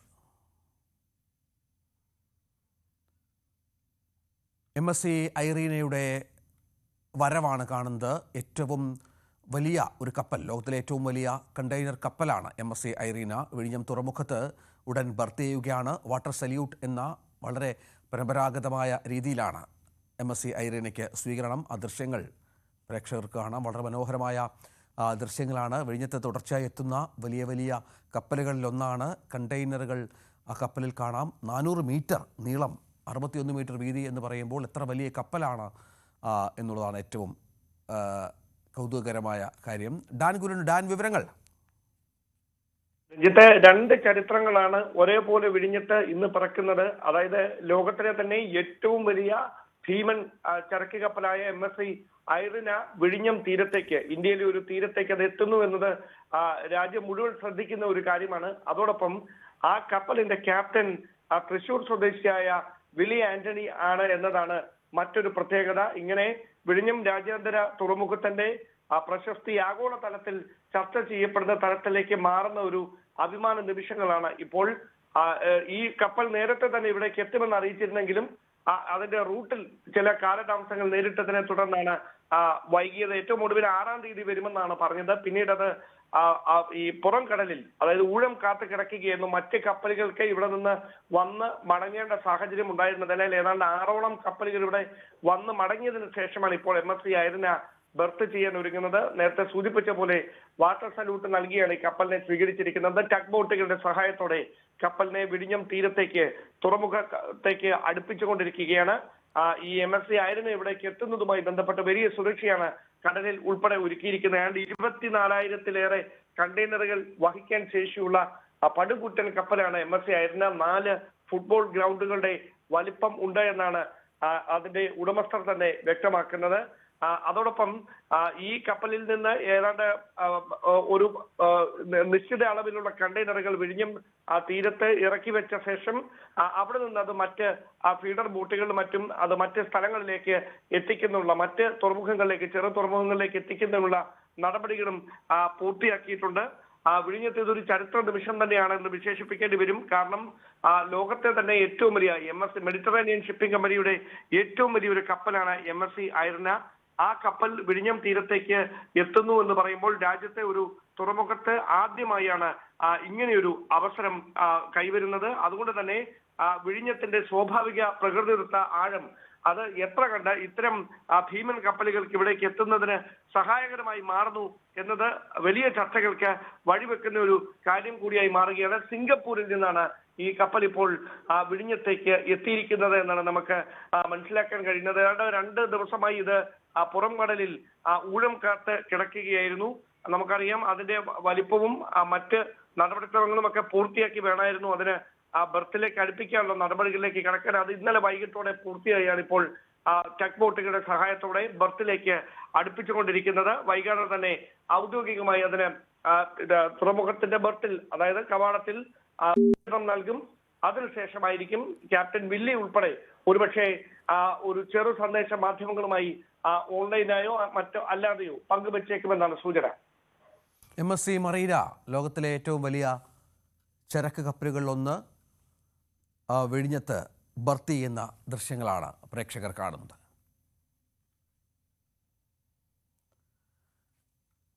വലിയ കപ്പലാണ്. 400 മീറ്റർ നീളം. 400 മീറ്റർ നീളം എന്ന് പറയുമ്പോൾ ഏതാണ്ട് 1/2 കിലോമീറ്ററിനടുത്ത് നീളം വരുന്ന കപ്പൽ, 61 മീറ്റർ വീതി ഉള്ള വലിയ ഒരു കപ്പൽ. അതിൻ്റെ കണ്ടെയ്നർ അടക്കം ഇതിൽ എന്താണ് കണ്ടെയ്നർ ഉൾപ്പെട്ടിരിക്കുന്നത് എന്നുള്ളത് നമുക്ക് എന്തെങ്കിലും ധാരണയുണ്ടോ ഡാന്? ഇതിൻ്റെ ഏറ്റവും വലിയ പ്രത്യേകത ഒരു മലയാളിയാണ് ഇതിൻ്റെ വളരെ പ്രധാനപ്പെട്ട പദവിയിലിരിക്കുന്ന ഐറീനയുടെ ക്യാപ്റ്റൻ എന്നതും പ്രത്യേകതയാണ്. ക്യാപ്റ്റൻ വില്ലി തൃശ്ശൂർ സ്വദേശി കൂടിയാണ് അല്ലേ? രഞ്ജിത്ത്, ഈ കണ്ടെയ്നറുകളിൽ ഉള്ളത് കൈകാര്യം ചെയ്യുന്ന ചരക്കുകൾ എന്താണ് എന്നതിനെ സംബന്ധിച്ച വ്യക്തമായ വിവരങ്ങൾ അങ്ങനെ സാധാരണ അവർ കൈമാറാറില്ല. അത് തീർത്തും സ്വകാര്യമായി മാത്രം ഈ കമ്പനി അധികൃതർക്ക് മാത്രം, തുറമുഖ വകുപ്പ് അധികൃതർക്ക് മാത്രം അറിയാവുന്ന കാര്യങ്ങളാണ്. പക്ഷേ ഒരു കാര്യം ഉറപ്പാണ്, ഇവിടെ ഇറക്കുന്ന കണ്ടെയ്നറുകൾക്ക്, അതായത് ഇതിലെ കണ്ടെയ്നറുകൾക്ക് ഓരോ കണ്ടെയ്നറിന് എന്ന വീതം അതിന് നികുതി കൃത്യമായി സംസ്ഥാനത്തിന് ലഭിക്കും. കേന്ദ്രത്തിൽ അതിന് ഒരു വിഹിതം സംസ്ഥാനത്തിന് ലഭിക്കുന്നു എന്ന് പറയുമ്പോൾ അത് എത്ര വലിയൊരു സാമ്പത്തിക നേട്ടം കൂടിയാണ് കേരളത്തിന് ഉണ്ടാക്കി നൽകുന്നത് എന്നതാണ് ഏറ്റവും കൂടുതൽ ചർച്ച ചെയ്യേണ്ടത്. അതായത് ഈ തുറമുഖം കമ്മീഷനിങ് ചെയ്ത് ഏതാണ്ട് 1 മാസം പിന്നിടുമ്പോഴാണ് ലോകത്തിലെ തന്നെ ഏറ്റവും വലിയ കപ്പൽ, ചരക്ക് കപ്പൽ MSC ഐറിന ഇവിടേക്ക് എത്തുന്നത്. അതുകൊണ്ട് തന്നെ അത് വലിയ തരത്തിൽ ചർച്ചകൾക്ക് വഴിവെക്കും. ഈ MSCയുടെ തന്നെ ജേർഡ് സർവീസ്, അതായത് ഏഷ്യയും യൂറോപ്പിനെയും തമ്മിൽ ബന്ധിപ്പിക്കുന്ന ജേർഡ് സർവീസിന്റെ ഭാഗമായാണ് ഈ ഭീമൻ കപ്പൽ ഇവിടേക്ക് എത്തുന്ന ഒരു സാഹചര്യം ഉണ്ടായിരിക്കുന്നത്. അത് ഇപ്പോൾ നമുക്ക് ഏറ്റവും ഒടുവിൽ ലഭിക്കുന്ന വിവരം അനുസരിച്ച് ഞാൻ നേരത്തെ സൂചിപ്പിച്ച പോലെ ബർത്തിന്റെ 200 മീറ്റർ അടുത്ത് വരെ ഈ കപ്പൽ എത്തിയിട്ടുണ്ട്. അത് ടഗ് ബോട്ടുകളുടെ സഹായത്തോടെ വാട്ടർ സ്യൂട്ട് നൽകി ഏതാനും മിനിറ്റുകൾക്കകം തന്നെ, ഏതാണ്ട് ഒരു 8:30 തന്നെ അത് ബർത്തിലേക്ക് അടുക്കും എന്ന സൂചനകളാണ് ഇപ്പോൾ ലഭിക്കുന്നത്. രഞ്ജിത്ത്, ഡാൻ കുര്യനാണ് വിവരങ്ങൾ പങ്കുവച്ചുകൊണ്ടിരിക്കുന്നത്. MSC മറീന അഭിമാനമായി ഇതാ വിഴിഞ്ഞത്തേക്ക് എത്തിക്കൊണ്ടിരിക്കുകയാണ്. മറ്റൊരു വാർത്ത, 3ാം മോദി സർക്കാരിൻ്റെ ഇന്ന് 1ാം വാർഷികമാണ്. ഭീകരരെ ലക്ഷ്യമിട്ട് പാകിസ്ഥാന്റെ അതിർത്തി കടന്ന് നടത്തിയ സൈനിക നടപടി ലക്ഷ്യം കണ്ടതും അടിസ്ഥാന വികസന രംഗത്ത് വിവിധ പദ്ധതികൾ നടപ്പിലാക്കിയതിൻ്റെ ആത്മവിശ്വാസത്തിലുമാണ് വാർഷികാഘോഷം നടത്തുന്നത്. വാർഷികം വിവിധ പരിപാടികളോടെ ആഘോഷിക്കാനാണ് BJPയുടെ തീരുമാനം. പ്രധാനമന്ത്രി പങ്കെടുക്കുന്ന മെഗാ റാലികളും പദയാത്രകളും പദ്ധതിയിലുണ്ട്. MG മിഥുൻ ഏറ്റവും പുതിയ വിവരങ്ങൾ പങ്കുവെക്കും. മിഥുന്, ഈ 3ാം മോദി സർക്കാർ എന്ന് പറയുമ്പോൾ BJPക്ക് ഒറ്റയ്ക്ക് ഭൂരിപക്ഷമില്ലാത്ത ഒരു സർക്കാരാണ്. പക്ഷേ അതിൻ്റെ പ്രശ്നങ്ങളൊന്നും കഴിഞ്ഞ 1 വർഷമായി കണ്ടില്ല. ഘടകകക്ഷികളെയൊക്കെ ആത്മവിശ്വാസത്തോടെ ഒപ്പം നിർത്താനായി നിരവധി പദ്ധതികൾ പ്രഖ്യാപിച്ചു, നടപ്പിലാക്കി. അങ്ങനെ ആത്മവിശ്വാസത്തോടു കൂടി തന്നെയാണോ മോദിയുടെ യാത്ര? രഞ്ജിത്ത്, തീർച്ചയായും അങ്ങനെ തന്നെയാണ്. കാരണം 1 വർഷം മുമ്പ് ജൂൺ 9 പ്രധാനമന്ത്രി ആയി 3ാമതും അധികാരം ഏറ്റെടുക്കുമ്പോൾ TDPയും ഒപ്പം തന്നെ JDയുടെയും പിന്തുണയോട് കൂടി ഒരു ഘടകകക്ഷികളെ ഒപ്പം നിർത്തി മാത്രം മുന്നോട്ട് പോകാൻ സാധിക്കും, അല്ലെങ്കിൽ അത്തരത്തിലൊരു ആശങ്കയൊക്കെ ഉണ്ടായിരുന്നു. പ്രതിപക്ഷം പ്രധാനമായും ഉന്നയിച്ചത് 1 വർഷത്തിന് അകം തന്നെ ഈ സർക്കാർ വീഴുമെന്നടക്കമുള്ള ചില വിമർശനങ്ങളൊക്കെ ഉന്നയിക്കുകയും ചെയ്തിരുന്നു. പക്ഷേ അതൊന്നും തന്നെ പിന്നീട് നമ്മൾ കണ്ടില്ല. കാരണം പിന്നീട് നടന്ന സംസ്ഥാനങ്ങളുടെ തെരഞ്ഞെടുപ്പ് തന്നെയായിരുന്നു വീണ്ടും നരേന്ദ്രമോദിയെ കൂടുതൽ കരുത്തനാക്കിയത്, BJPയെ കരുത്തനാക്കിയത്. കാരണം പിന്നീട് നടന്ന ഹരിയാന ഒപ്പം തന്നെ മഹാരാഷ്ട്ര തെരഞ്ഞെടുപ്പുകളിൽ ഹരിയാനയിൽ വിജയത്തുടർച്ച ഉണ്ടാക്കാൻ BJPക്ക് സാധിക്കുകയും ചെയ്തു. ഒപ്പം തന്നെ മഹാരാഷ്ട്രയിൽ വലിയ രീതിയിലുള്ളൊരു ഭൂരിപക്ഷം നേടിക്കൊണ്ട് മികച്ച വിജയം സ്വന്തമാക്കാനും BJPക്ക് സാധിക്കുകയും ചെയ്തു. അത്തരത്തിൽ കൂടുതൽ കരുത്താർജിക്കുകയായിരുന്നു പിന്നീട് ചെയ്യുകയും ചെയ്ത്. പിന്നീട് നടന്ന ബജറ്റിലൊക്കെ തന്നെ JDUവിനും ഒപ്പം തന്നെ TDPക്കും ഒക്കെ വാരിക്കോഴി നൽകുന്നത് നമ്മൾ കണ്ടു. കാരണം അവരെ ഒപ്പം നിർത്തേണ്ടത് നരേന്ദ്രമോദിയെ സംബന്ധിച്ച് പ്രധാനപ്പെട്ട ഒരു വെല്ലുവിളി തന്നെയായിരുന്നു. അത് കൃത്യമായി പാലിച്ചുകൊണ്ട് മുന്നോട്ട് പോകാൻ സാധിക്കുകയും ചെയ്തു. ഒരു തരത്തിലും നിതീഷ് കുമാറിനെ സംബന്ധിച്ചോ അല്ലെങ്കിൽ ചന്ദ്രബാബു നായിഡുവിനെ സംബന്ധിച്ചോ ഒരു തരത്തിലുള്ള വെല്ലുവിളി നരേന്ദ്രമോദിക്ക് മുന്നിലേക്ക് വെക്കാൻ സാധിച്ചില്ല എന്നുള്ളത് തന്നെയാണ് ഏറ്റവും പ്രധാനപ്പെട്ട കാര്യം. പിന്നീട് നടന്ന കാര്യങ്ങൾ, അതായത് വികസന തലത്തിൽ തന്നെ വലിയ മുന്നേറ്റം നടത്താൻ ഈ മൂന്നാം മോദി സർക്കാരിന് സാധിക്കുകയും ചെയ്തു. ഈ ഒരു വർഷത്തിലുടനീളം തന്നെ കഴിഞ്ഞ ദിവസം നരേന്ദ്രമോദി തന്നെ രാജ്യത്തിന് സമർപ്പിച്ച ചെനാബ് പാലമടക്കം ഒരു വികസിത ഇന്ത്യയുടെ മുന്നിൽ എടുത്തുകാട്ടപ്പെടാൻ സാധിക്കുന്ന തരത്തിലുള്ള ഒരു വികസന പദ്ധതി തന്നെയായി നമുക്ക് ചൂണ്ടിക്കാണിക്കാൻ സാധിക്കുകയും ചെയ്യും. ഒപ്പം തന്നെ ഓപ്പറേഷൻ സിന്ദൂർ അത് പാകിസ്ഥാനും മേൽ വലിയ രീതിയിൽ വിജയം കൈവരിക്കാനും ഒപ്പം തന്നെ ചില ആശങ്കകൾ അല്ലെങ്കിൽ ചില പ്രശ്നങ്ങൾ അതിൽ വിമർശനങ്ങളും ഒക്കെ ഈ പാകിസ്ഥാനിൻ്റെ ഈ ഒരു സംഘർഷവുമായി ബന്ധപ്പെട്ട പ്രധാനമന്ത്രി മോദിക്കും ഒപ്പം തന്നെ പാകിസ്ഥാൻ പ്രധാനമന്ത്രിക്കും ഇടയിൽ ഒരു ചരട് വലിച്ചത് അമേരിക്കൻ പ്രസിഡന്റാണ് എന്നുള്ള തരത്തിലുള്ള ഒരു വിമർശനം നിലനിൽക്കുന്നത് ഒഴിച്ചാൽ മറ്റു കാര്യങ്ങളും ഒക്കെ തന്നെ കൃത്യമായ രീതിയിൽ അത് ഭംഗിയായി വലിയ രീതിയിൽ വിജയക്കൂടി നാടിക്കാൻ ഇന്ത്യയെ സംബന്ധിച്ച് സാധിക്കുകയും ചെയ്തിട്ടുണ്ട്. ഒരു ചരിത്രം തന്നെയായി നമുക്കത് രേഖപ്പെടുത്താൻ സാധിക്കുന്നൊരു കാര്യം തന്നെയാണ്. അത്തരത്തിൽ ആ ഒരു സാഹചര്യം അത് ജനങ്ങൾക്ക് മുമ്പിലേക്കോ അല്ലെങ്കിൽ പാർലമെന്റിലേക്കോ അത് ഉന്നയിക്കാൻ അത് കൃത്യമായ ഈ ഓപ്പറേഷൻ സിന്ദൂറിന്റെ എല്ലാ കാര്യങ്ങളും വിശദീകരിക്കണമെന്ന് ആവശ്യപ്പെട്ടുകൊണ്ട് പ്രതിപക്ഷം ഉയർത്തിക്കാണിച്ച ആ ഒരു ആവശ്യം അതിൽ കൃത്യമായ വ്യക്തത വരുന്നില്ല എന്നൊഴിച്ചു കഴിഞ്ഞാൽ മറ്റു കാര്യങ്ങളൊക്കെ തന്നെ കൃത്യമായി പാലിച്ചുകൊണ്ട് മുന്നോട്ട് പോകാൻ നരേന്ദ്രമോദി സർക്കാരിനെ സംബന്ധിച്ച് സാധിക്കുകയും ചെയ്തിട്ടുണ്ട്. വികസന പദ്ധതികളായാലും ഒക്കെ തന്നെ കൃത്യമായി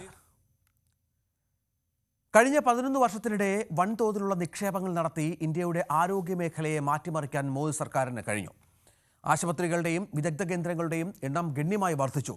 മെഡിക്കൽ വിദ്യാഭ്യാസ രംഗത്തും സർക്കാർ വിദ്യാർത്ഥികൾക്ക് കൂടുതൽ അവസരങ്ങൾ തുറന്നു.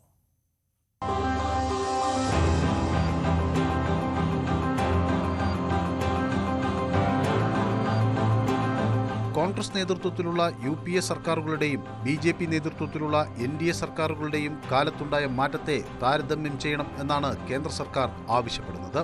2013-14 ആരോഗ്യമേഖലയ്ക്ക് ബഡ്ജറ്റിൽ 37,000 കോടി രൂപയാണ് അനുവദിച്ചിരുന്നത്. നരേന്ദ്രമോദി സർക്കാരിന്റെ 2025-26 ബഡ്ജറ്റിൽ ആരോഗ്യമേഖലയ്ക്കുള്ള നീക്കിയിരിപ്പ് 1.35 ലക്ഷം കോടി രൂപയായി ഉയർന്നു. എയിംസുകളുടെയും മറ്റ് മെഡിക്കൽ സ്ഥാപനങ്ങളുടെയും എണ്ണം വർദ്ധിച്ചു. വൈദ്യപഠനത്തിനും ഗവേഷണത്തിനും കൂടുതൽ സാധ്യതകൾ തുറന്നു. മോദി സർക്കാർ പുതിയതായി തുറന്നത് 2045 മെഡിക്കൽ കോളേജുകളാണ്. ഇന്ത്യയുടെ ദേശീയ ആരോഗ്യ നയത്തിന്റെ ലക്ഷ്യം സമഗ്ര ആരോഗ്യ സുരക്ഷാ സംവിധാനം വികസിപ്പിക്കുക എന്നതാണ്. അതായത് ആരോഗ്യ സംരക്ഷണം എന്നാൽ രോഗശാന്തി കൈവരിക്കുക എന്നത് മാത്രമല്ല, അത് അതിലും അപ്പുറത്താണ്. രോഗശാന്തിയിൽ ശ്രദ്ധ കേന്ദ്രീകരിച്ചിരുന്ന പഴയ ആരോഗ്യ നയം തന്നെ മാറി.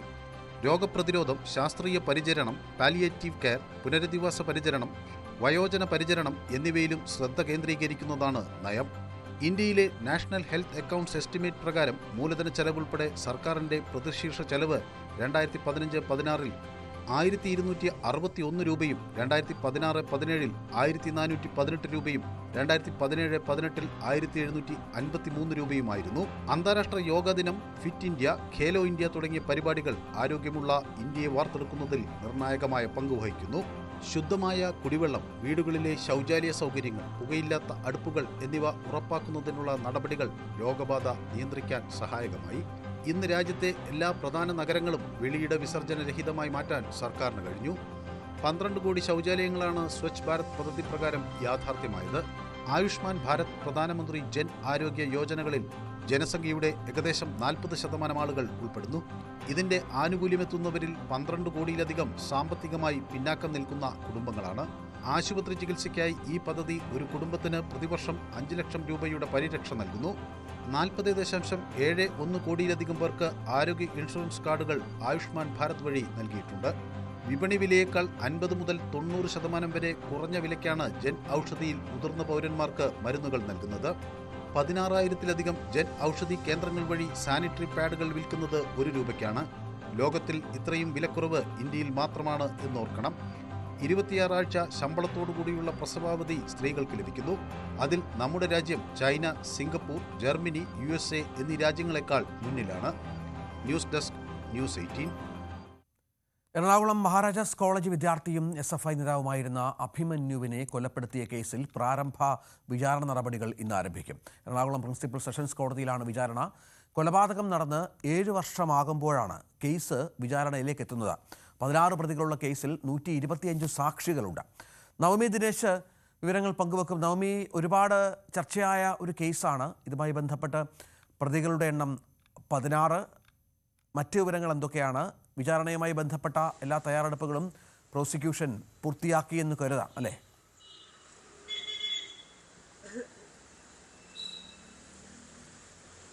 തീർച്ചയായും രഞ്ജിത്ത്, അങ്ങനെ തന്നെ കരുതേണ്ടിയിരിക്കുന്നു. പ്രാരംഭ വിചാരണ നടപടികളാണ് എറണാകുളം പ്രിൻസിപ്പൽ സെഷൻസ് കോടതിയിൽ ഇന്ന് ആരംഭിക്കുക. അവിടെ തന്നെയാണ് നടിയെ ആക്രമിച്ച കേസിലെ വിചാരണ പുരോഗമിക്കുന്നത്. അത് തീർന്നാലുടൻ തന്നെ ഈ അഭിമന്യു കേസിന്റെ വിചാരണ വേഗത്തിൽ പൂർത്തിയാക്കാൻ കഴിയുമെന്നാണ് മനസ്സിലാക്കുന്നത്. കാരണം ഇത്രയും വർഷം കഴിഞ്ഞിട്ടും വിചാരണ നീളുന്നതിനെതിരെ അഭിമന്യുവിന്റെ അമ്മ ഹൈക്കോടതിയിൽ ഹർജി നൽകിയിരുന്നു. ഇതിനെ തുടർന്ന് പ്രിൻസിപ്പൽ സെഷൻസ് കോടതിയോട് എത്രയും വേഗം വിചാരണ പൂർത്തിയാക്കാൻ ഹൈക്കോടതി ഉത്തരവിടുകയും ചെയ്തിരുന്നു, നിർദ്ദേശം നൽകുകയും ചെയ്തിരുന്നു. ഇതിന്റെ അടിസ്ഥാനത്തിലാണ് ഇന്നു മുതൽ പ്രാരംഭ വിചാരണ നടപടികൾ ആരംഭിക്കുക. പ്രതികളെല്ലാം ഇന്ന് കോടതിയിൽ ഹാജരാകുമെന്നാണ് നമുക്ക് അറിയാൻ സാധിക്കുന്നത്. ഇതിൽ 16 പ്രതികളാണുള്ളത്. ക്യാമ്പസ് ഫ്രണ്ട്, പോപ്പുലർ ഫ്രണ്ട് പ്രവർത്തകരാണ് ഇതിൽ പ്രധാന പ്രതികളായിട്ടുള്ളത്. SFI നേതാവായിട്ടുള്ള അഭിമന്യു മഹാരാജാസ് കോളേജിലെ വിദ്യാർത്ഥിയായിരുന്നു. അവിടെ ചുവരെഴുത്ത് ബന്ധപ്പെട്ടൊരു തർക്കമാണ് അഭിമന്യുവിനെ കുത്തിക്കൊലപ്പെടുത്താൻ കാരണം. അന്ന് വലിയ കോളിളക്കം സൃഷ്ടിച്ച ഒരു കേസ് കൂടിയായിരുന്നു. പിന്നീട് പ്രതികളെ പിടികൂടാതിരുന്നതും ഒന്നാം പ്രതിയായിട്ടുള്ള സഹലിനെയൊക്കെ പിടികൂടാൻ വൈകിയതൊക്കെ പോലീസിന് നേരെ വലിയ വിമർശനം ഉയരുന്ന സാഹചര്യത്തിൽ പിന്നീട് 2 വർഷങ്ങൾക്ക് ശേഷമാണ് പ്രധാന പ്രതി പോലീസിന് മുന്നിൽ കീഴടങ്ങുകയൊക്കെ ചെയ്തിരുന്നത്. അങ്ങനെ വളരെ വിവാദമായിരുന്ന ഒരു കേസ് കൂടിയായിരുന്നു. പ്രതികൾക്കെതിരെ പ്രധാനമായും കൊലപാതകം, സംഘം ചേർന്ന് മർദ്ദിക്കൽ, വധിക്കണമെന്ന ഉദ്ദേശത്തോടെ മുറിവേൽപ്പിക്കൽ, ഗൂഢാലോചന തുടങ്ങിയ വകുപ്പുകളാണ് ചുമത്തിയിരിക്കുന്നത്. ഈ 16 പ്രതികൾക്കും സെപ്റ്റംബറിൽ തന്നെ 1 മുതൽ 16 വരെയുള്ള പ്രതികൾക്കെതിരായിട്ടുള്ള കുറ്റപത്രം സെപ്റ്റംബറിൽ തന്നെ സമർപ്പിക്കുകയും ചെയ്തിരുന്നു. എന്തായാലും വർഷങ്ങൾ നീണ്ട ഈ കേസിലാണ് ഇപ്പോൾ വിചാരണ നടപടികൾ, പ്രാരംഭ നടപടികൾ ആരംഭിക്കാനിരിക്കുന്നത്. അതിനിടെ ഈ പ്രിൻസിപ്പൽ സെഷൻസ് കോടതിയിൽ നിന്നും കുറ്റപത്രം അടക്കമുള്ള രേഖകൾ കാണാതെ പോയതും വലിയ വിവാദമായിരുന്നു. പിന്നീട് പ്രോസിക്യൂഷന്റെ കയ്യിലുള്ള കോപ്പികൾ ശേഖരിച്ച് അതായിരുന്നു കോടതിയിൽ സമർപ്പിച്ചത്. അതിനെതിരെ പ്രതികൾ ഹർജി നൽകുകയും ചെയ്തിരുന്നു. ഈ സമർപ്പിച്ച രേഖകളിൽ തങ്ങൾക്ക് വിശ്വാസമില്ല, അത് തങ്ങളെ ഈ നഷ്ടപ്പെട്ടു പോയ രേഖകൾ തന്നെയാണോ സമർപ്പിച്ചതിൽ നിന്നൊക്കെ വലിയ ആശങ്കകൾ പ്രതികൾ നൽകിയിരുന്നു. അത് പ്രതികൾക്ക് ജാമ്യം ലഭിക്കുന്നത് അല്ലെങ്കിൽ കേസ് അവസാനിപ്പിക്കണമെന്ന് ആവശ്യപ്പെട്ടുകൊണ്ടുള്ള ഒരു ഹർജിയായിരുന്നു അന്ന് പ്രതികൾ നൽകിയത്. പക്ഷേ കോടതി അതിനെ തള്ളുകയും വിചാരണ നേരിടണമെന്ന നിർദ്ദേശം നൽകുകയും ചെയ്തിട്ടുണ്ടായിരുന്നു. അങ്ങനെ വലിയ കോളിളക്കം സൃഷ്ടിച്ച രാഷ്ട്രീയ കേരളത്തിൽ വളരെയേറെ ചർച്ച ചെയ്യപ്പെട്ട ഒരു കേസ് കൂടിയായിരുന്നു. ഒപ്പം ഈ പോപ്പുലർ ഫ്രണ്ടിനെ നിരോധിച്ചതിൽ ഈ പ്രധാനപ്പെട്ട ഒരു കേസായി അഭിമന്യു കൊലപാതകം തന്നെയാണ് ഉയർത്തിക്കാട്ടുന്നത്. അങ്ങനെ അഭിമന്യുവിനെ കൊലപ്പെടുത്തിയ കേസിലെ വിചാരണയുടെ പ്രാരംഭ നടപടികളായിരിക്കും ഇന്ന് ആരംഭിക്കുക. ഈ നടിയെ ആക്രമിച്ച കേസിന്റെ വിചാരണ പൂർത്തിയാകുന്ന വേളയിൽ ഇതിന്റെയും വിചാരണ വേഗത്തിലാക്കുമെന്നാണ് പ്രോസിക്യൂഷൻ അറിയിച്ചിരിക്കുന്നത്. ശരി, നമുക്കിനി സ്പെഷ്യൽ ഡേയിലേക്ക് പോകാം. ന്യൂസ് 18 പ്രേക്ഷകരുടെ പ്രത്യേക ദിവസങ്ങൾ, വിശേഷപ്പെട്ട ദിവസങ്ങൾ സ്ക്രീനിൽ പങ്കുവെക്കുന്ന സെഗ്മെന്റാണ്. തൃശൂർ മുണ്ടൂർ സ്വദേശികളായ ശ്രീജിഷിന്റെയും സുജിഷയുടെയും മകൾ ആദ്യ സ്ത്രീയുടെ പിറന്നാളാണ് ഇന്ന്. ആശംസകളോടെ ധ്യാൻ കൃഷ്ണ.